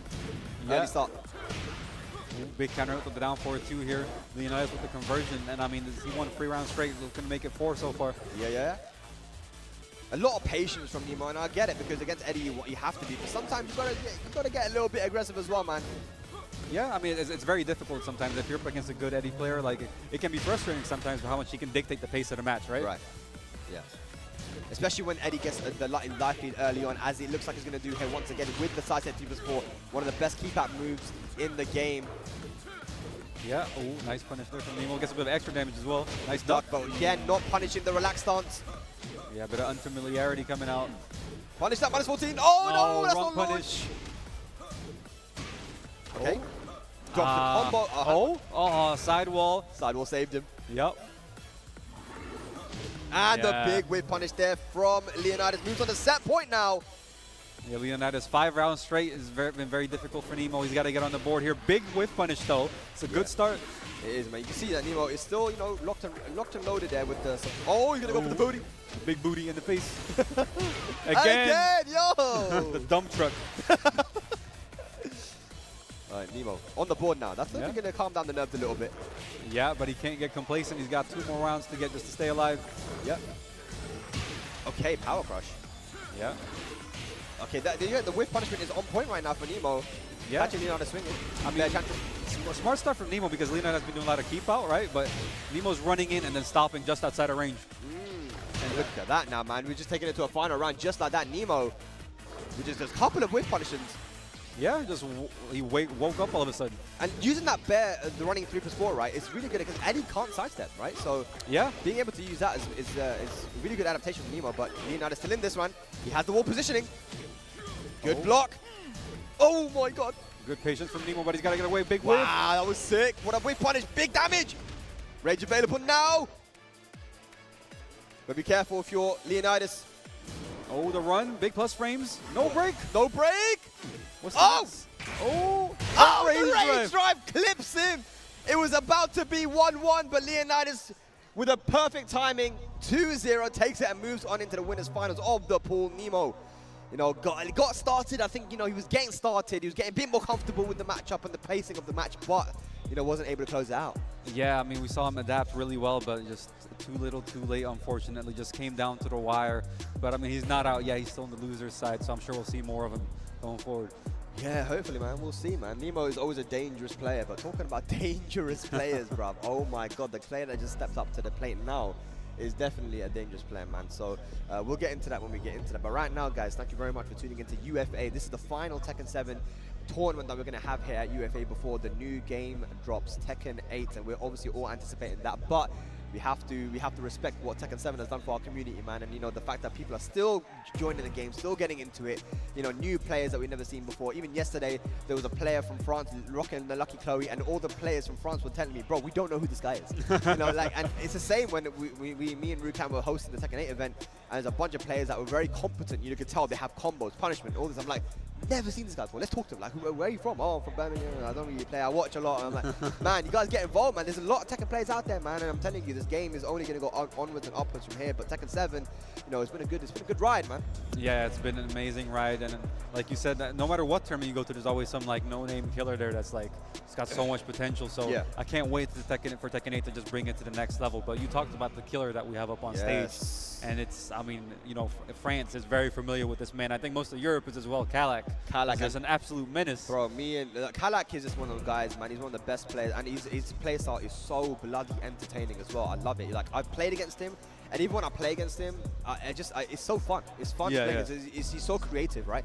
But this is someone that has made top 8 at the most stacked tournaments, and he's obviously a Lily main, right? Ever since the old Tekken, he's been rocking that Lily, and now with how strong Lily is in Tekken 8, me and Joker were talking, and we were like, bro, Kalak's gonna run the scene, bro. He's gonna kill everyone in this game. I'm telling you, this Lily with Kalak, bro, scary, it's gonna be ridiculous. I mean, I played against Kira during the beta. Yeah. And he was using Lily, and I was like, I don't want to play this anymore. You imagine playing Kalak's Lily, though. Oh, nah. But on the other hand, we have Aiko, and you know, not only is he a player that's been, you know, up and coming here in France, he's also a commentator as well. He's been commentating a lot of events. So big shout out to Aiko, man. He's been doing a lot of stuff in the community here in France, but rocking the Raven, I believe. Master Yeah, Raven. shout out to Raven Gang. Is he going to be using the Raven here, or is it another character? I don't know. I know him as a Raven player, but let's get the fist pumps done early on. Here we go now. I think it's the Lily from Kalak. Going to be obviously Lily, no messing about there. One of the most creative players that I have seen in Tekken, Kalak, and you know, he took a massive break from Tekken 7. Obviously, you know, this game's been out for a while, but you know, it's good to see him back because he knows Tekken 8 is around the corner, and it is going to be the Master Raven. Adam, that's what I like to see. Yeah, I like to see the Raven coming out. I did see him playing a bit of casuals yesterday. I was liking what I was seeing, so can't wait to see how this goes. What do you think about this matchup here, man? Lily and Raven. Obviously, you being the Raven main. I think it's all right. You know, it's like nothing like particular that either character has against one or the other. So I think it's just a straightforward, normal matchup. Yeah, it's going to be interesting to see, especially like, I mean, you know, Lily's a bit linear, but her movement makes you feel just as linear. So it's going to be very important. I think the decision making and what pokes and stuff you use to shut down movement is going to be important in this matchup. Yeah, and Kalak, one of the things that's scary about him is that you expect him to, in certain situations, to be respectful, but he's not. He'll just like throw out something crazy, which you never ever expect with the way that match is going, right? Like it'll be the one thing that really sticks out to me was when he played against Low High at the mixed-up top 8, and he was using Katarina. He just stood in his face. And they both just stood looking at each other for like 5 seconds. Low High whiffs the hop kick, and then Kalak whiff punishes and kill him. It's like what? Just stood in the, and he's like, this is a strategy from Phoenix Danger, from a legendary player from Ryan. Shout out. Just stand there and do nothing. You know. Hey, let's get into it, guys. Raven versus Lily, Kalak and Aiko. Yeah, it's a France match. Let's see how this goes. The winner semi-finals on the pool as well, so we're definitely getting through these pools, man. Shout outs to the organizers and the TOs, man. These are some of the best in the world here in France. Okay, good start here for Aiko. Yeah, getting some solid damage. Another wall splat. Doesn't quite get the conversion he was looking for. This is a very, very good start here for Aiko, but again, you know, trying to finish it a little bit too antsy, and there Kalak with the punishment. Yeah, Kalak gets a second chance on life, and he's no stranger to comeback, so you gotta be careful here. You don't want to give him a second chance. Oh, no, this is not looking good here for Aiko. What's the mix-up here from Kalak? Wow! Big risk. Plus frames. Wow, right over the down jab. Okay. But that just goes to show again, though, you know, you won the first round, but Kalak, you know, you had a massive life, you almost took it back. Yeah, so you got to finish your food against, especially against players like Kalak, right? It's so dangerous in these situations. Is Lily able to, like, sidestep around Raven a bit easier than other characters? I mean, we know Lily has the sidewalk in the game, but Raven's tracking is also pretty good with their pokes. Yeah, Raven has pretty good tracking, but, like, especially against Lily, you have to be a lot more mindful of which specific pokes you use, depending on which side you want to shut that movement to. But look at the backdash into whiff finish there from Aiko. Beautiful stuff. Isn't quite going to get the wall here, but it's going to be close. Yeah, it gets big damage as well, so what can you do here? Oh!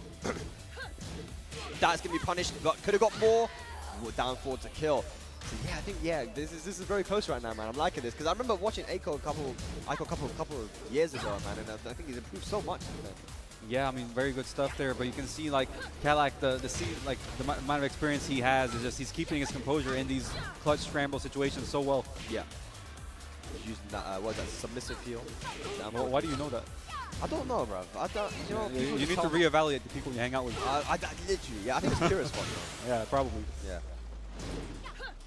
Okay, goes for the 1+2 throw, and again, you know, Lily is one of those characters that is really able to get plus frames very easily. QCF 2+4, down 4-3, like, the plus frames on block are very, very easy to get for Lily, and, you know, he's been using it well, but there is that cartwheel, and again...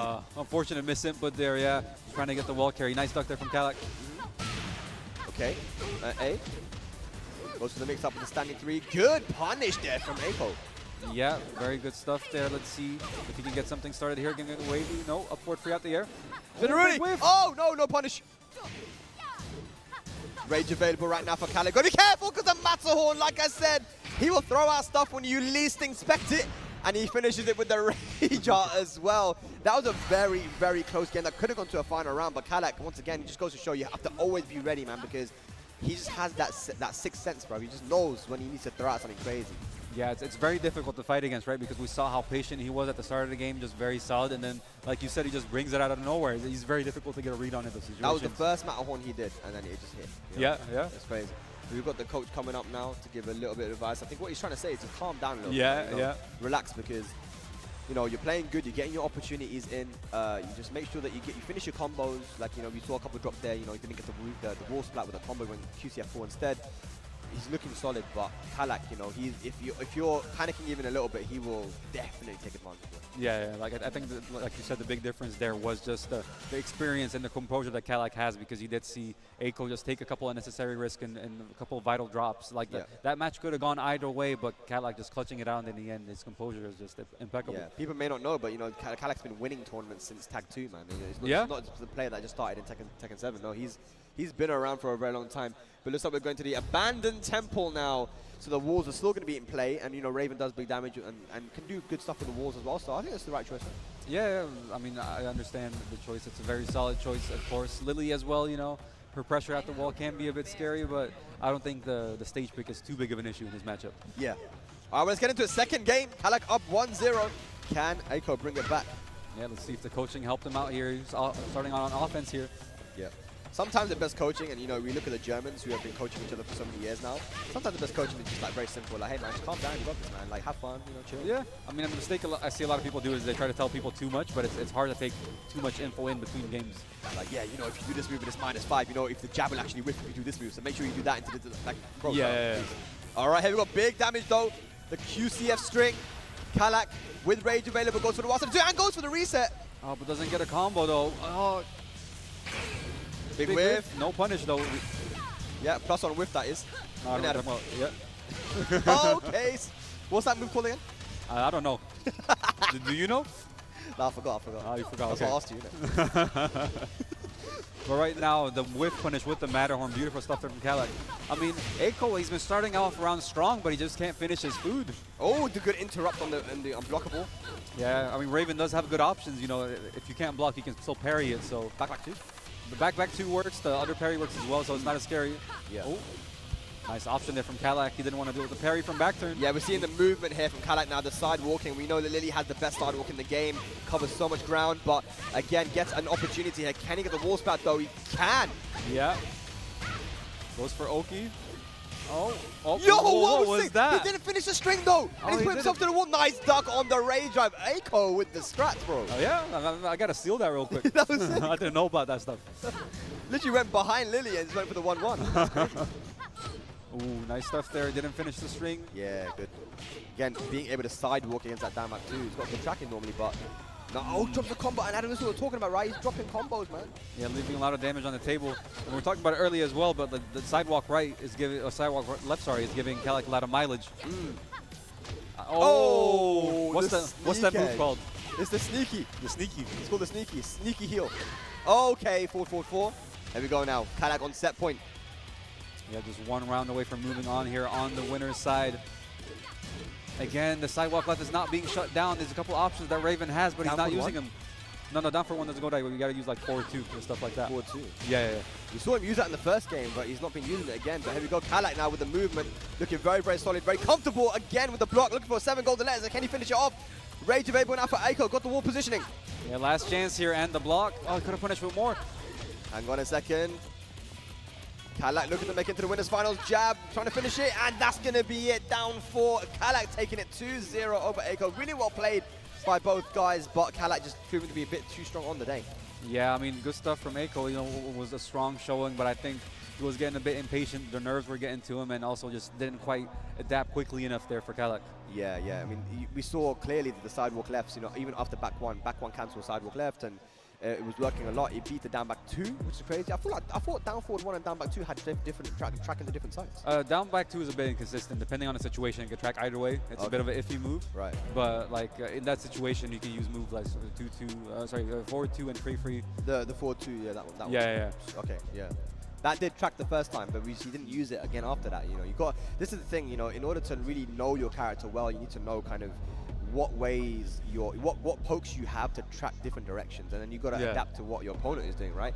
But yeah, very, very interesting match there, and Kalak will move on. And again, you know, we've got a player coming up to the stage right now, Rukang, and it was Rukang who played Kalak and actually eliminated him from the last UFA. So if they get their run back, they could. I haven't seen the bracket and how it's going to stack out in the top 16 and stuff, but I mean, we're getting really deep into this now. This might even be either the semi-finals or the finals of the pool, right? So yeah, Rukang, man, he's still in the driver's seat.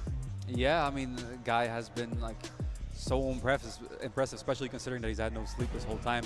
This guy is just all gas at this point. Yeah, yeah. He doesn't want to have to think about it too much. He's just going in there and forcing people to deal with him. It's just funny because me and Rukan are really good friends, and we chill a lot and stuff, and he's such a funny guy. But when it comes to tournament, he just turns into someone else. Like, he's so serious, you know, like stone-faced, and it's like it's like a completely different side of Rukan. So that's the normal Rukan, isn't it? Yeah. But then now he's like, you know, hey, stop smiling, bro. There you go. All right, so, you know, it's serious time right now, but we know that he wants to win this one.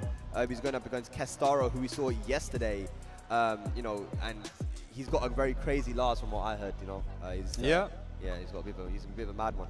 A bit of a nutcase. Yeah, I mean, his team, they had that controversial match against Sauce Cocktail, you know, with the share button, but they managed to get the run back and beat him in losers, and they ended up getting 3rd place in the team tournament. So that was so unfortunate, bro. There was twice. He was about to win the same situation. All he had to do is literally savage down 4-2. It was Miguel using, right? Miguel, yeah, it was his teammate.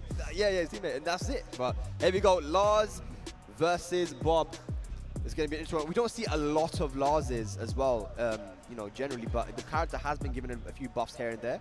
And the character can do big damage with one launch, dude. Like, ever since even the older Tekken 6, Tekken 2's always done a lot of damage, especially with the walls. Yeah. And Kestaro as well, yesterday when he was playing, he's like playing Tekken 8 Lars already, you know. He loves using the stances to like do mix-ups and stuff. Right. And the Kekev strat of like full screen, doing the silent entry free and hitting people. He kept hitting that non-stop, so this is going to be a very entertaining match. Yeah, Rukang's punishment is going to have to be on point here. He's going to have to be able to even interrupt a lot of the stances that we see here from Lars, but sometimes it's a mix-up. You know, the War Standing 2 that got buffed recently, you know, if you try to interrupt the stance and he finishes the string, you're going to get counted and launched, right? So there's layers to this lasagna here, ladies and lads. But it's the winners semi-finals of the pool, Rukang versus Kestaro, France versus UK. Let's go. Yeah, let's get into it. Let's see. I mean, is there anyone in the UK that like Rukang plays against that uses Lars? Man, I mean, apart from Shaiko, I couldn't imagine that there's a lot of Lars players. But yeah, Shaiko's definitely very good practice, right? But I don't know how much they've played. But here we go, early on. Kestaro with the setup. Goes for the full catch down for 2. Yep. Let's see what we can do here. Oh, the meaty. Nice, okay. A quick start for Kestaro versus Rukang. Yeah, I mean, I think that's pretty surprising, right? Because Rukang, we've seen in the driver's seat all day, but Kestaro just went on offense there in the first round. Yeah. And Rukang's the type of player who wants to assert his style of play, right? And Kestaro seems very similar as well, right? They just both want to do their things. And whoever gets to do their thing is going to be the one that wins, right? So it's going to be, like you said, it's going to be a bit of a slobber knocker, man. Yes, it is. And we're seeing these mix-ups and silent entry freeze coming out. Like I said, no conversion from Rukang, but still got a big life lead. Oh, doesn't finish it. String. Okay, hang on. You've got to be careful, though. One launch can actually kill here for Lars. Yeah. One of those. Oh. Cheeky. Yeah. He thought he got the block on the low. He thought he's done. Nah, there's another hit, man. Yeah, I mean, I'm surprised he blocked it. You know, good stuff there from Kestaro, but should have low parried. Yeah. Okay, forward 4-2.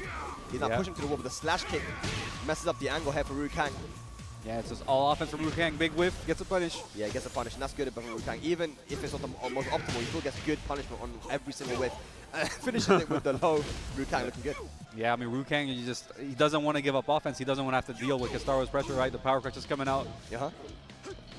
Oh, we got the music. The special. Music. Yeah. And this was a random select stage as well. That's yeah, it was. You never get to hear this. Oh, look at the wall carry.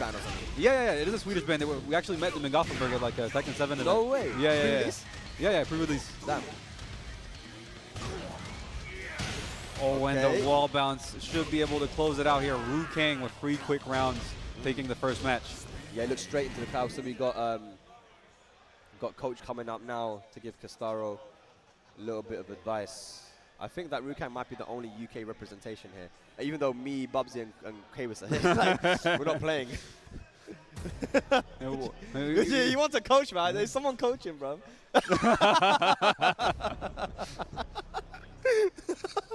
He's probably asking, yo, is there any good food around here, bro? Can you get some good food? Nice. Thank you very much, Aiko. Appreciate it, man. Holding it down for the UK boys, man. Let's go. All right, but that was some long advice given to Kestaro.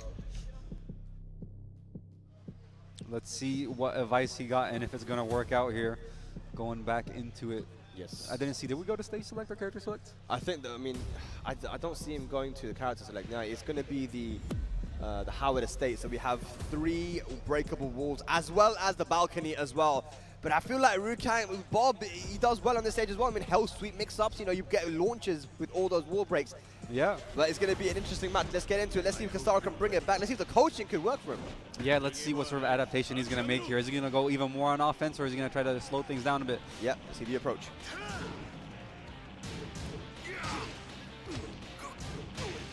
Liu Kang just starting this match like he finished the previous one, you know. A little bit late on the whiff punish. Yeah, he's trying to go for the maximum. I like that though, you know, Rukang is looking to get the biggest punish he can on every single whiff. Yep, just maximizing every opportunity here. Oh, good backdash. Yeah, Kastaro just switching up his timing a bit here, slowing things down. Yeah, but you can't slow things down too much when you haven't got the life lead, right? So Rukang's the one that's chilling at the moment. Yep. So I was going to have to start to do something. He's got Rukang at the wall though. Is Rukang going to fight his way out? Oh my god. And the running powerbomb. There we go. Okay, Rukang looking good. 4 rounds straight. Yeah, closing things out with the flying meatball there. Rukang just on absolute tear right now. Counter hit down back 3 into the back 3. The wave Voo catches him crouching. Yeah, this is, you know, Rukang is literally doing what he wants to do right now, man. Yep. Good duck. Could have got the launch.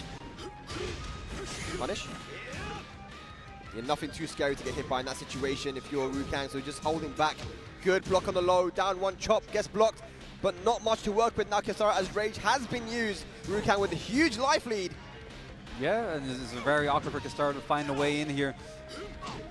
Oh, but you don't want to be too patient though if you're Rukang. You don't want to be too patient. You gotta finish your food. You gotta finish your food. Oh my god, the trade, dude. 1 frame later, it would have been it for Rukang. That would have been it, yeah, GG's. All right, Rukang, that one's set point. Gets the CD1. Yeah. Perfect timing. That should go close to the wall. And he actually gets the wall splat. Yeah, and gets the corner as well. Awful position for Kastaro here. He's got to find a way out. Yep. Oh, slowly pushing his way out with the whack clash. 1-1-2. Trying to go for the crash and mix up once again. Good break on the 1-2 throw. Rukang is looking super on point. Oh, he throws him back. I don't know if this is going to kill, but he gets the wall. He might know. He drops the combo. Rage available right now here for Kastara. Can he start something? Rage has spent. What a block from Rukang. And that is 6 rounds straight after losing the first round of the last game. Really, really well played. Rukang is definitely on form right now, Adam. Yeah, he's a man on a mission. I mean, he's been on stream twice, but we've only seen him lose 1 round. It's just absolutely crazy how consistent this guy can be. Yeah, I told you, man, when it comes down to Rukang on at UFA, man, for some reason he just turns up, man. You know, he's made top 8 in France actually multiple times. I remember the famous mix-up where he went for the 7 hell sweeps in a row against a certain French player. I don't want to name the name, but you know that was shown multiple times in the blast. They used to do this thing in Tekken World for Tour. years. They used to do this thing in Tekken World Tour where it was like blast from the past. Yeah. You know, and they used to just show like old Tekken World Tour matches during the breaks of Tekken World Tour tournaments, and it's like they showed Rukang versus that player so many times. It's crazy. It's just hell sweep, hell sweep, hell sweep, hell sweep, and then he finished with a hell sweep. I'm like, man, he got ducked 1. I wish I could tell you what the guy said as well afterwards, but I can't tell you. It's too. It's not PG friendly, but but yeah, Rukang, you know, he does well when he's out here in France, and the experience is what really helps him, because even in situations he lost that first round, a lot of people maybe would have panicked and be like, oh no, you know, I lost the first round. This is not how it's supposed to go. You start thinking, but he stayed calm and he got the job done. Yeah, I mean that's the experience, you know, coming into play. Once you're that well traveled and entered as many tournaments as Rukang, you just get comfortable on the stage. Yeah, talking about the stage, it looks like maybe Daniel Mardo is looking to come up. We've got Tibetano and Leonidas as well. Super Akuma, man, we got Fireblade. We've got so many players that are, you know, out here right now that are looking to go up. So it's a very stacked tournament. We even see the UK boys. I'm see if I move my. Look at that. We've got Kalis, we've got Bubsy, we've got Rukang. All here talking the UK boys. They haven't even noticed that I'm looking at them, you know. They're just playing it cool. Maybe they do know, but they're just playing it off, innit? Yo, Kobe. Yeah, there's Yo, Rukang. Yo, Bubsy. No, they can't hear me. Wait.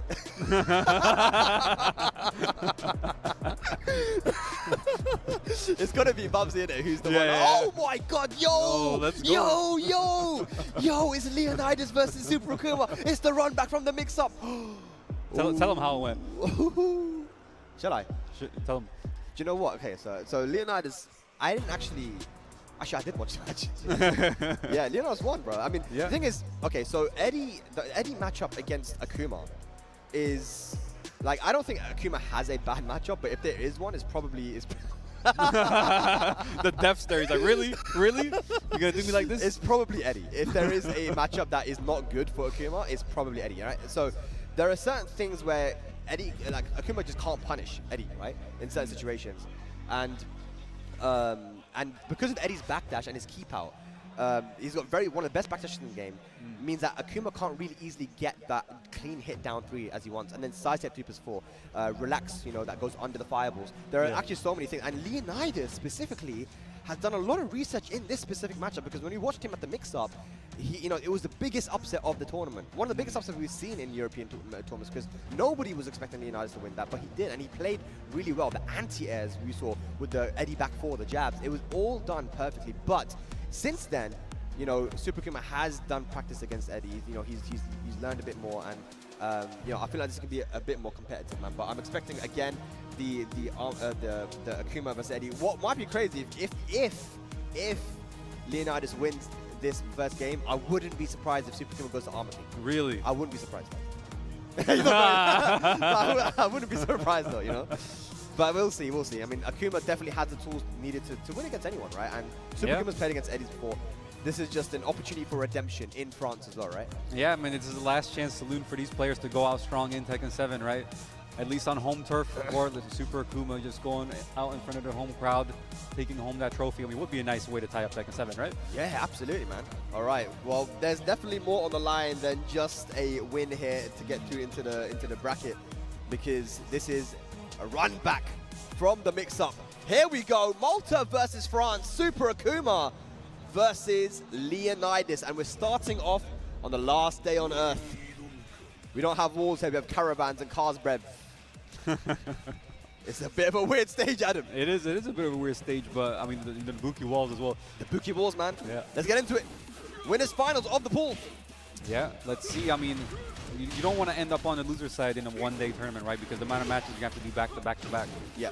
It can be very tough. And what a start right now here for Leonidas as he tries to punish the side step 2+4, but it's not going to be as easy as it was for Nemo to go for the twin pistons, right? I mean, Akuma, like, one of his weaknesses, he doesn't have too many, but one of them is his range, right? From far away, it's difficult for him to whiff on it. Yeah. And, you know, honestly, the way to play to this matchup is just play boring as hell if you're feeling throw fireballs and stuff. You know, but you have to make sure you have the life lead, you know? Yeah, right now, though, Leonidas has been still doing so well in this matchup. Like you said, he's been doing his homework. Yeah. Look at that. It's just fireballs. Like, again. You know, you can't really sidestep. You can see that there are moves that does beat the fireball, right? The sidestep 4 and the relax mode can do that as well. But just like that, Super Akuma has turned it around by just playing dry. You know, just throwing fireballs. Maybe Leonidas get a little bit too antsy. And just like that, Super Akuma might be taking it around. There it is, just enough to kill. Yeah, good stuff there from Super Akuma. And like you said, when he got the life lead, he just started playing it dry. And it can be difficult for Eddie to approach. Yes. Because he doesn't have a good sidestep, you know, so he can't really sidestep fireballs, and there we go. Again, you know, Leonidas now doesn't want to stay at the mid-range to eat the fireballs, so he wants to get in, and that's exactly where Super Akuma wants to be, right, in that close range. Yeah. Do you think this is like the driest matchup in the game on Infinite? It might be, bro. Okay, red fireball. Yeah. It's just been fire. Look, it's just fire. Like I said, you know, there's definitely been some research done here by Super Akuma as he gets a down 3 on clean hit, which is not easy to do against Eddie. One more pixel's going to do it, and there's a delay down 3 this time. Super Akuma looking really good. Yeah, I mean, you can tell he's changed up the way he plays the matchup. Like you said, it's a lot more dry, playing for the life lead. But right now, Leonidas with the life lead. Oh, what a punish there as well from Super Akuma. Goes in with the demon flip throw. Yep. Right now, Leonidas, he's finally in there, but Akuma's pushing him back out. Fireball, okay. Didn't get the clean hit that time, so the meter has been spent. Flippy flop pieces can still go either way, but he gets the 4-3 float, and that should go to the wall. Yeah, doesn't quite have the bar to make it scary, but nice block, good punish. Yeah, good punish. Again, another wall that should come there with the DP. Big damage income. Not going to be dead, though. Leonidas with one last chance here in this game. Yeah. And that's going to be it. And the low poke to close it out. That's it, you know, and the real difference there was the fireball. You see it, right? Yeah. The first round was so one-sided for Leonidas. We didn't see any fireball, but we see Super Akuma just throwing out. Man, they just gave him 2-0 like that, man. They're like, damn. Don't get ahead of yourselves too much, my friend. Like, it's okay. It's not over yet, man. But yeah, fireballs can definitely cause issues, and you don't want to get too impatient. If you're Leonidas, just block the fireballs. Slowly work your way in. That's what you want to do, right? But Super Akuma, you know, looking very calm up there, man. Normally a little bit stressed out, you know, but no, even when he's losing now, he's looking calm. He's in good form today. Yeah, definitely. He's looking composed and calm, like you said. And I mean, he's on home turf. This is where he's comfortable. So he's got everything going for him. And he's been playing very well, like you said. The adaptation in this matchup. I mean, he's the kind of guy where if someone beats him, he goes into the lab and really properly does his homework to make sure it doesn't happen again. 100%, man. Yeah, and this is the matchup that he definitely had to do his research against, because it is, you know, the character that has caused him problems in the past, man. So here we go. We're going to the Infinite stage now, though. The Infinite is your one. This is where Eddie can start to play around a little bit more and get away from Akuma, but we're going to see the fireballs again. Yeah, make no mistake. It might be wet on the stage, but it's about to get real dry right now. Okay, in the back. Yeah, big damage there right now. Akuma in the driver's seat just going in. Everything's hitting. Yeah, goes for the demon flip too. And that's a massive life feed now. It's not what you want to have if you're Leonidas. Leonidas just poking him down. Beautiful whip punish with the rage drive. Is he going to set up some kind of mix-up here? Oh, okay. I have no idea what that was. That's great. But forward to kill. And, you know, normally, you know, you can be a little bit scared. Oh, I might get counter hit. I might get sidestepped by doing forward. Eddie hasn't got the sidestep, so these linear moves become a little bit more strong against him, right? Yeah, it just shuts down the amount of options he has. A big jump there from Akuma. It's going to be big damage right here. Yeah, man, this is what we're used to seeing from Super Akuma, is that execution, man. You know, getting these huge combos from small little pokes, man. Oh, wow, yeah. And again, it's another one of those options that Eddie can't really make him pay for too much. Okay. Again, another life feed just throwing at that fireball. As soon as Leonidas starts to create some space, it's the fireball game, you know? Yeah. Big whiff punish there from Super Akuma, looking very comfortable. Goes for the throw. Good break there. Rage available now. Can Leonidas get something started? I mean, Super Akuma's not letting him do anything in the fireball once again. And now Super Akuma is one round away from making it out. Pulls here in winner's side. Yeah. Getting his run back. Yeah, just strong so far. Is it 5 rounds straight? Yeah, just the momentum shift is amazing here from Super Akuma, and the nice low parry, they're going to get a combo. Yeah. We've seen Super Akuma, I mean, usually people, when they try to be a bit more passive, they do just keep out and don't approach, but what he's doing here is just he's forcing Leonidas to come closer. Yeah. And that's not what you want to do. I mean, if you don't want to go close against Super Akuma, he's making Leonidas think that I need to get close to Super Akuma. But you don't want to do that. You want to stay out. You want to stay out of range. 2 bars of meter now for Super Akuma. The closest one out. Can Leonidas bring it back? Not looking too good right now. It's last chance saloon here for Leonidas. Yep. Okay, hang on a second. Not done yet. Rage available. Oh! Big whiff, but Akuma's got the full meter as well. And the last standing block. Man. Super Akuma gets his revenge on Leonidas very comfortably there. 6 rounds straight after losing the first round. Really, really well played, man. I'm telling you, we saw it from the last game. Super Akuma is looking really on form right now. You're welcome, by the way, Super Akuma. You're welcome, brother. You know, I didn't say it, but you know, we played a lot of the matchup, innit? We did a little bit. I'm like, you know, fireball seems like a really good option against Eddie because it seems a bit dry. It's like, yeah, okay. Yeah. So yeah, but very well played. Very, very well played there from Super Akuma. Leonard is still a dangerous player. He's still in this, you know, double elimination bracket, so he will be in losers, and that is a player that can definitely make it into our top 8. Yeah, for sure. I mean, we're getting to that part of the tournament where the killers are starting to go down to the losers brackets, but the shark-infested waters down there. You don't want to go down into the losers bracket. No. It's going to be a long, long day for you if you do. Long day, but it looks like we got Daniel Mardo standing up. We got Bambino there too. We got Tibetano. We got Kicking Machine. We got a lot of players in this front row right now that are potentially looking to go up onto the stage. I don't know. I ain't got the bracket open, so I can't see. I'm just getting surprised right now. But yeah, ladies and gentlemen, thank you very much for tuning in and joining us here for UFA here live from Paris. My name is Spag, and I'm joined by obviously the legend, Mr. Adamo. You know, if there's anyone that you want to, if there's a new character that comes out and you want knowledge about that character, I just go straight this time. Right? You know what I'm like, no, Adam, give me the rundown. What is this character about? You're just telling me everything about the character within like the first 1 minute or something. It's like, yeah, this character's like this. And then I'll be like, okay, Spag, how can I be the biggest scumbag with this character possible? And then I'm like, I'll tell him how to do that. I'm like, just use this move, use that move. You know what I'm saying? All right, but it looks like we got Yajili going up against Daniel Mardo. So we'll have the Ling versus maybe the Jin. I don't know at this point what Daniel Mardo is playing. Like, he's playing a lot of Katarina recently as well, but he is qualified for our Tekken World Tour Finals. Yeah. And honestly, you could make an argument, a very strong argument, that Daniel is currently the #1 in Europe. You know, I don't know who has more points. Maybe Joker has more points when it comes to Tekken World Tour, but it's definitely between one of those two, right? Joker, Daniel. Joker, of course, not here, but Daniel is probably our favorite to win this alongside Tibetano, Super Akuma, right? Yeah, I think Tekken so. World Tour finalists. Yeah, of course. Yeah. I mean, it makes sense. Definitely the favorites here to win this, but we got so many players here that could take it, so it could be anyone's guess, really. Yeah. But it's going to be Ling Xiaoyu there from Yajli, and you know, a very tricky character always. You know, if you play Ling, you have to play tricky. You have to be able to utilize the art of Phoenixes and the back turns. And now with Ling in, so I was talking to Mr. Croft when I was in Thailand, and he's like, I don't understand Ling players who are downplaying Ling in Tekken 8. She is so strong in Tekken 8, man. I don't know what people say, she's broken, she's dead, She's strong, and I think that now you have the hypnotist stance, I think. You know, so you have more than just AOP and back turn. You can actually use more to get the job done. Yeah, it's going to be interesting to see how Ling changes things up, right? And I mean, we had the beta, but that's not the final version of the game, right? So things could still change. Yeah. So we'll see how that character ends up. But there's a lot of characters that play very differently and got like a lot of new mechanics in Tekken 8. I feel like they've taken steps to make every character feel a lot more unique and have their own sort of like play styles. Yeah.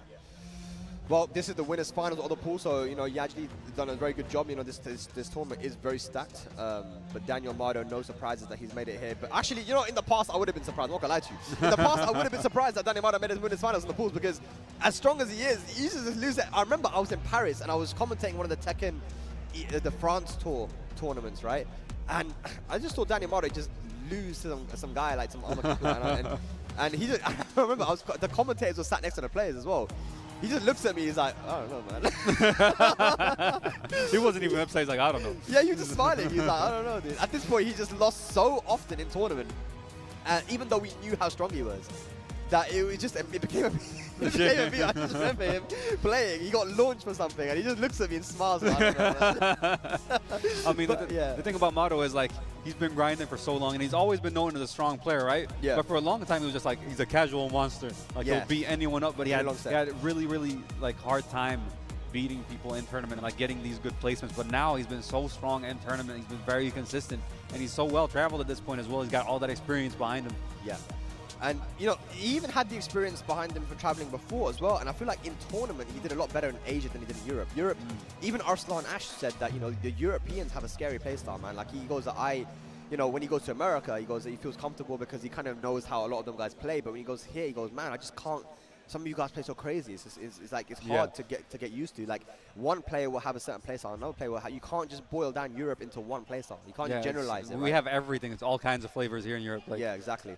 And Daniel Mardo, I think he's slowly gotten used to that. And be like, okay, you know, this is how I need to play here in Europe, or you know, in First Twos in general. And we've seen him go to master events and get, you know, top threes. You know, I think he was at CEO maybe or Common Breaker, where he had an amazing performance. Actually, maybe at both.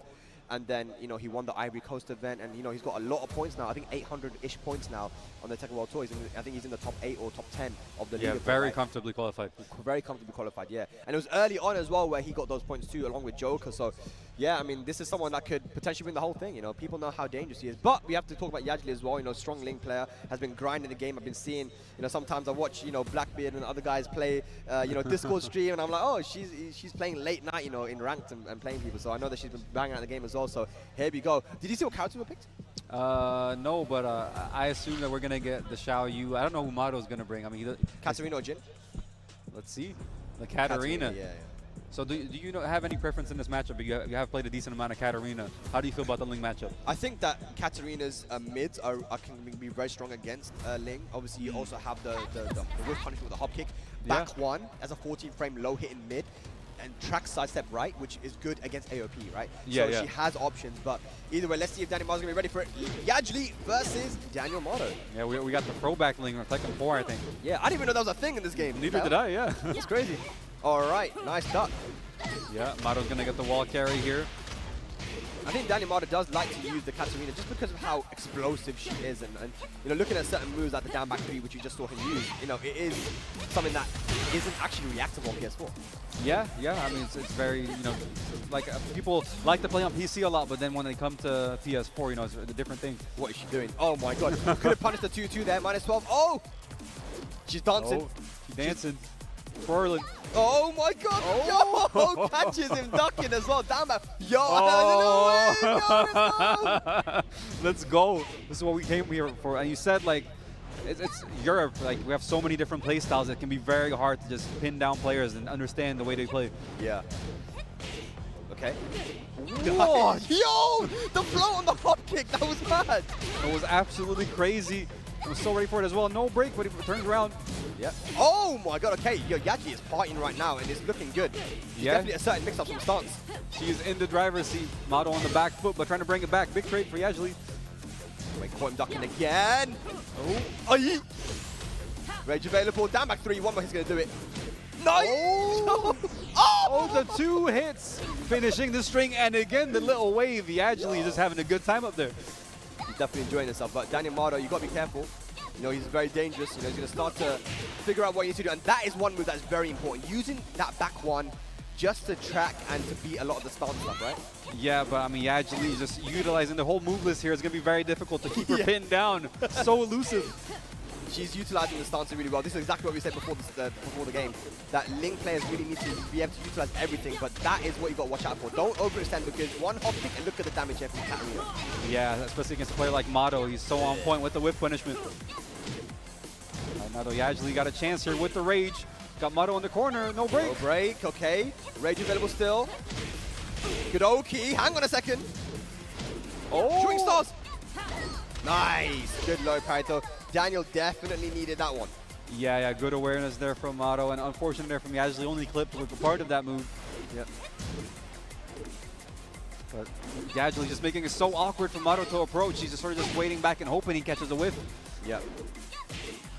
And that's what Daniel's looking for. You can clearly see it, right? He's looking for that whiff punish. And again, that throw gets ducked and launched. And you know, Daniel Mado, one thing you can't test with him is his reactions. He's so good with the reactions as well.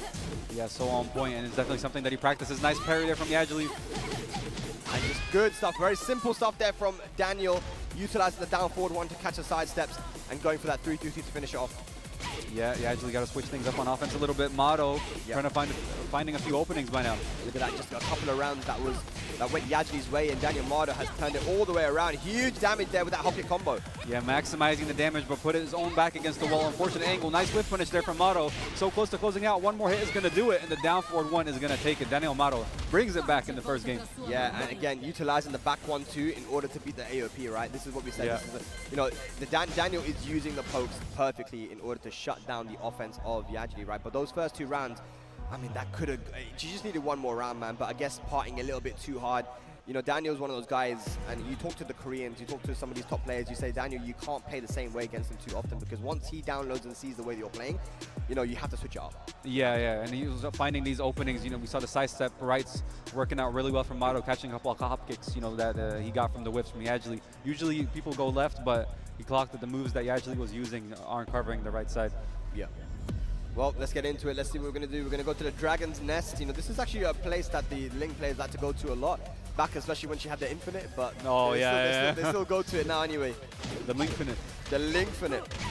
You know, they patched that game for Ling and Akuma, but only Ling lost her stuff. Yeah. It was an Akuma buff, that pack. It was? Because only Akuma lost, Akuma was the only one who didn't lose the stuff. Yeah. Crazy. So right now, game 2 here, Mado in the driver's seat once again. Yep. Actually having a harder time opening him up. Yeah. Okay, once again, yeah, the 3-2-3 punish. If we're just seeing Daniel Mado step back, that is going to be a nice counter, a big chunky damage now.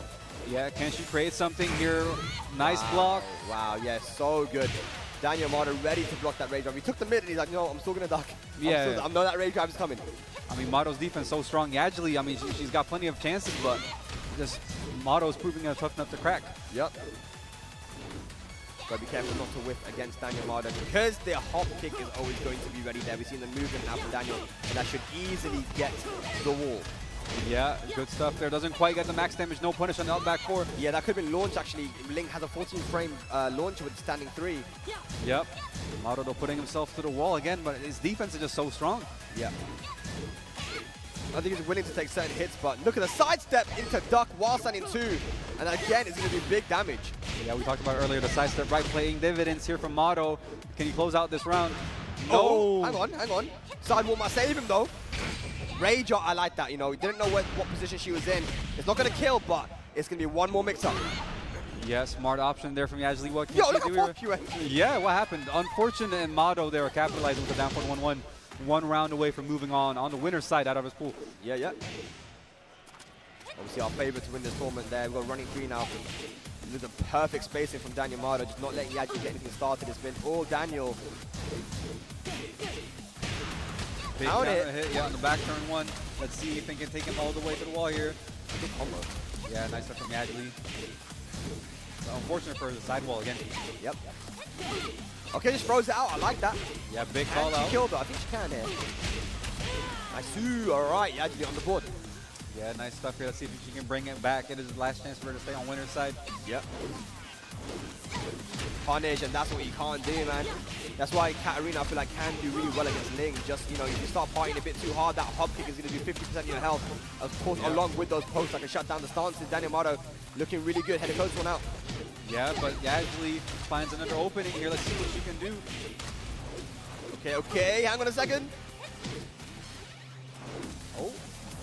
Yo! What is happening right now? Down forward one, keep it simple. 3-3, rage available now. Mato, the down forward 1-1 is going to close it out. 2-0 there from Daniel Mato, but good showing there from Yajli. Yeah. You know, it definitely wasn't easy at all. Yajli, you know, was playing very tricky, and that is going to be, again, another scary player to have on that loser side. I'm sure she's going to go very, very far, but, you know, that Ling is, she's a specialist. Yeah, she's for a sure. specialist with that, but you can see from Daniel Mardo that he had a game plan going into there.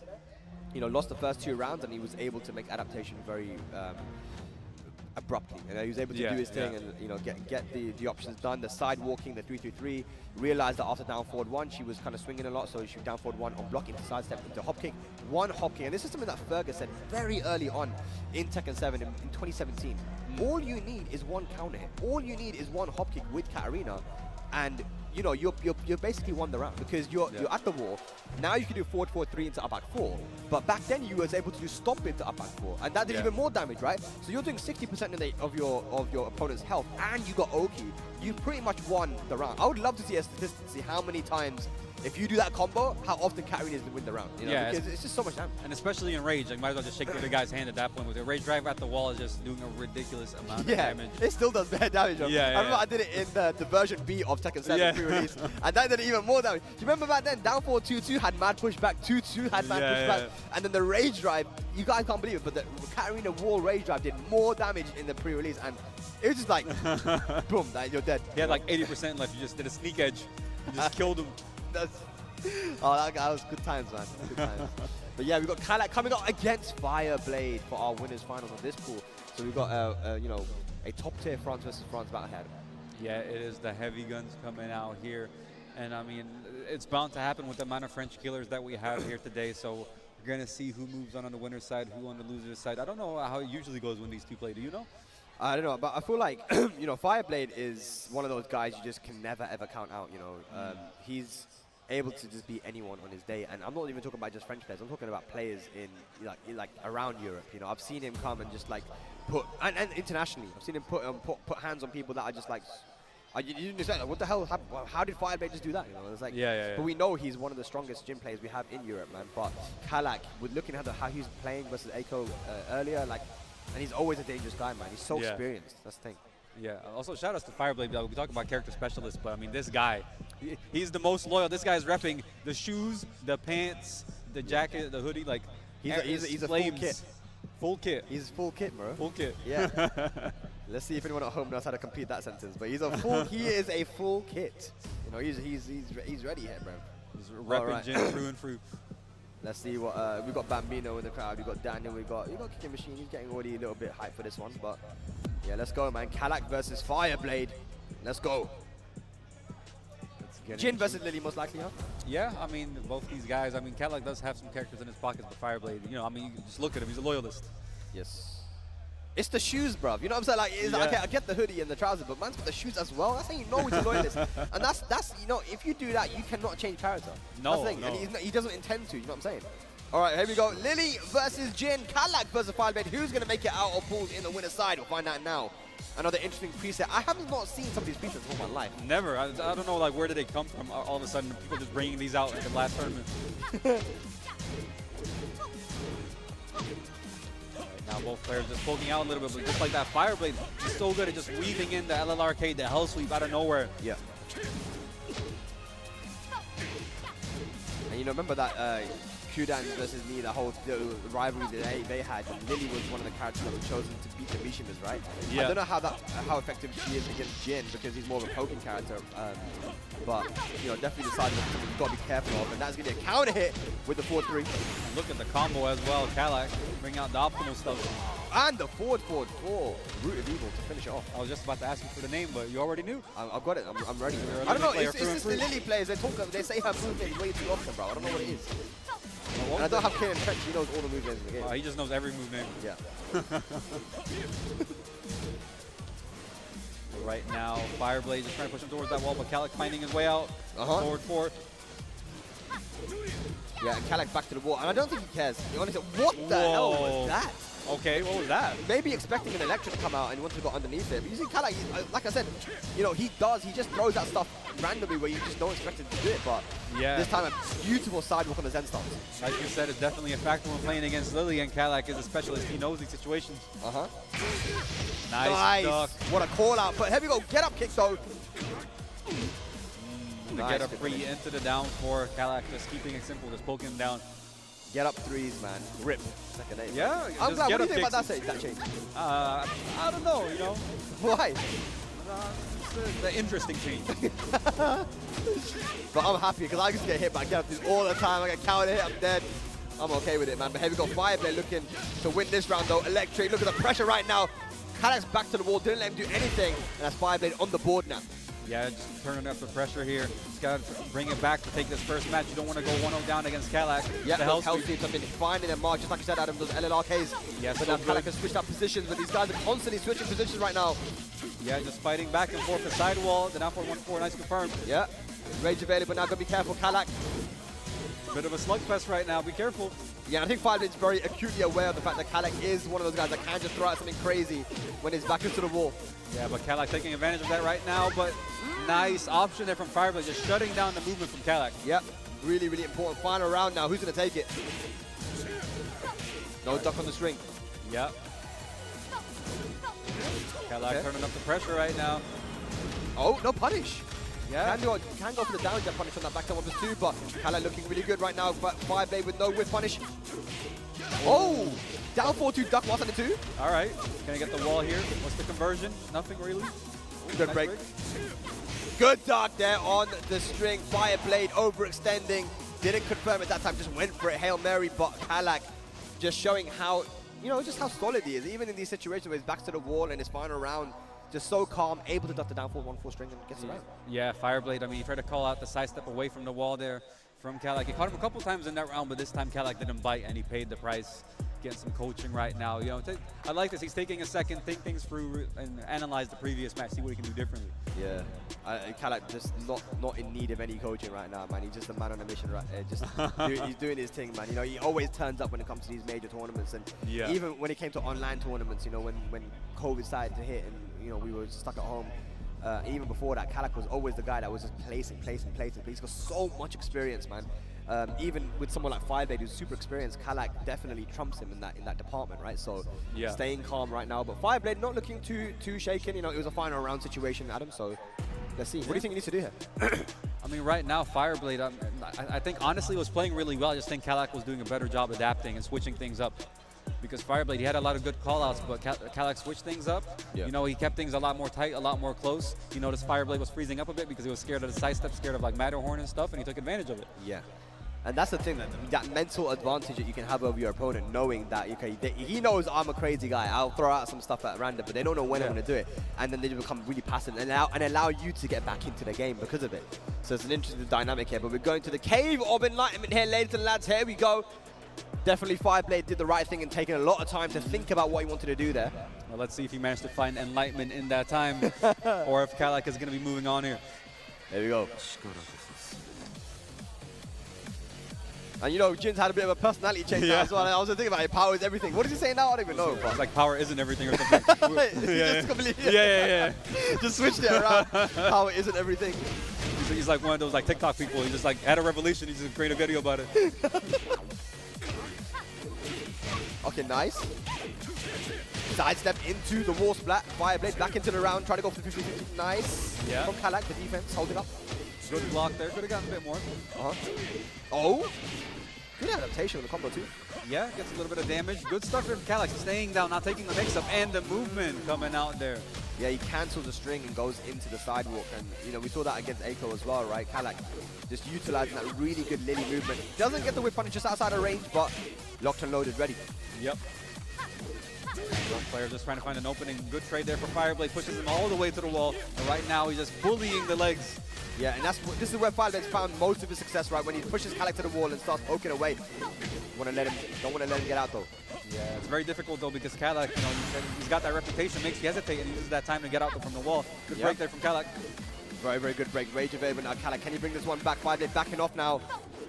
Yeah, more than enough time to work with. No stranger to comebacks, Kalak. You don't want to give him a chance.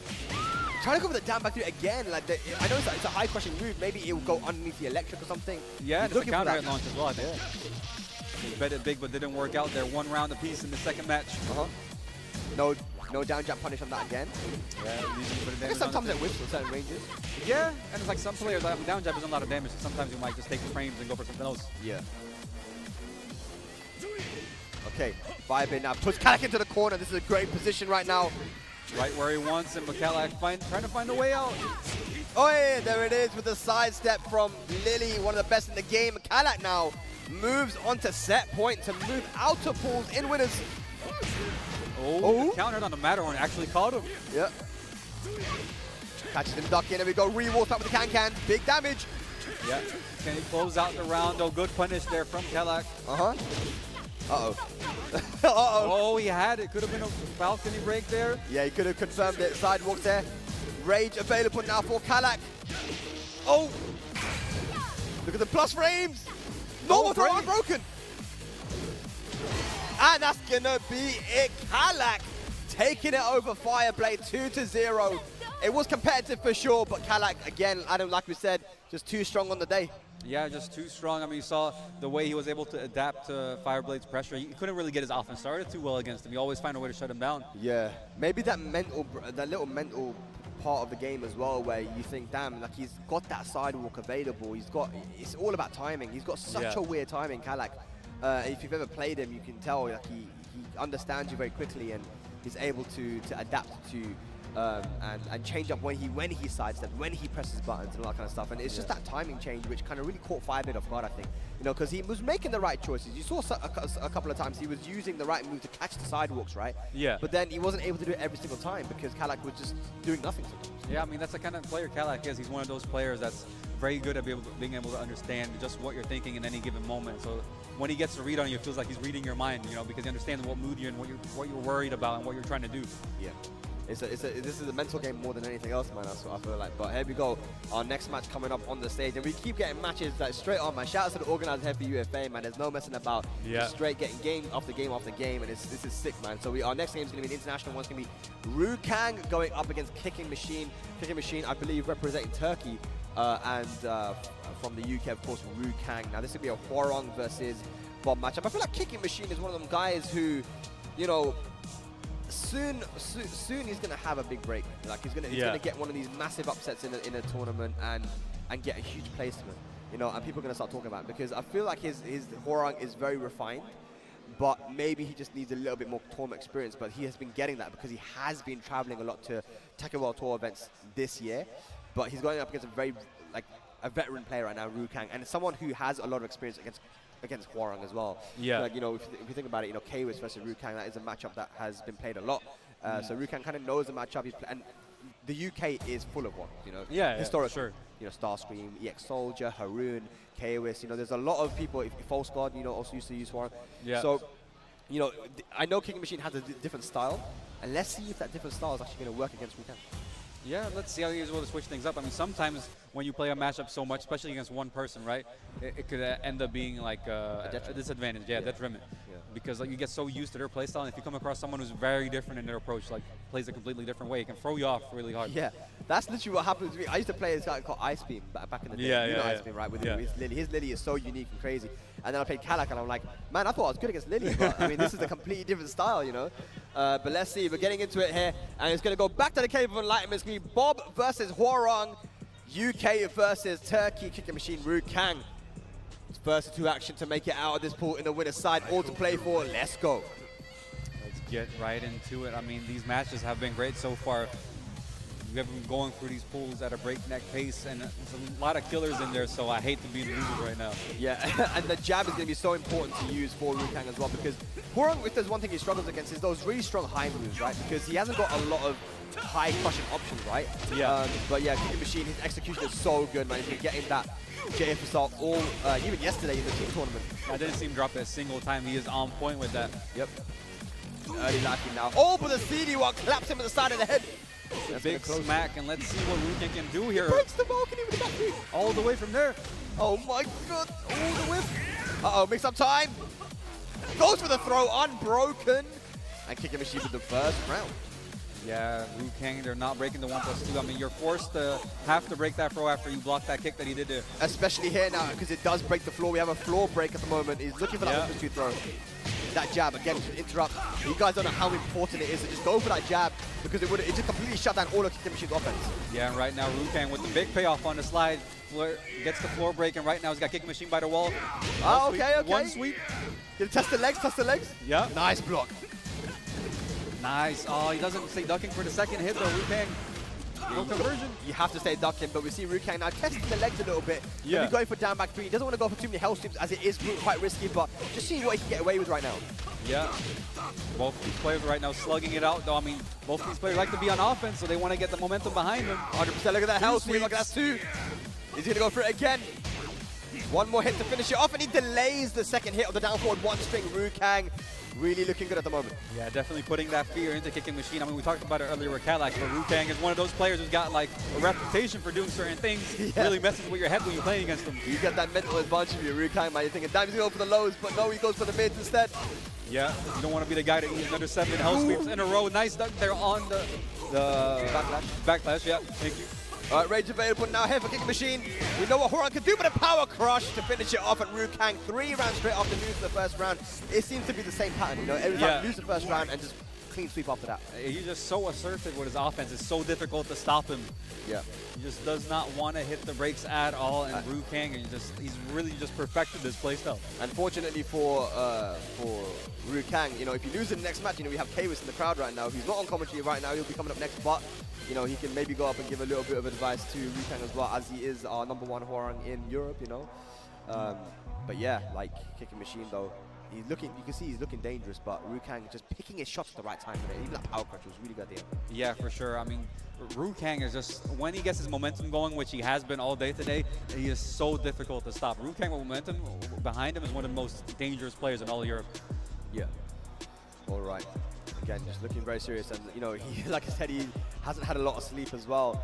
So if he wins this one, I think he'll have a little bit of a break, you know, get some food and chill. But he still needs to try and finish this one and close it out. And we're going to the Duomo di Serio, which gives us a balcony break. These balcony break stages are really good for Hwoarang because he gets the little soccer football kick into the plasma blade. Ridiculous.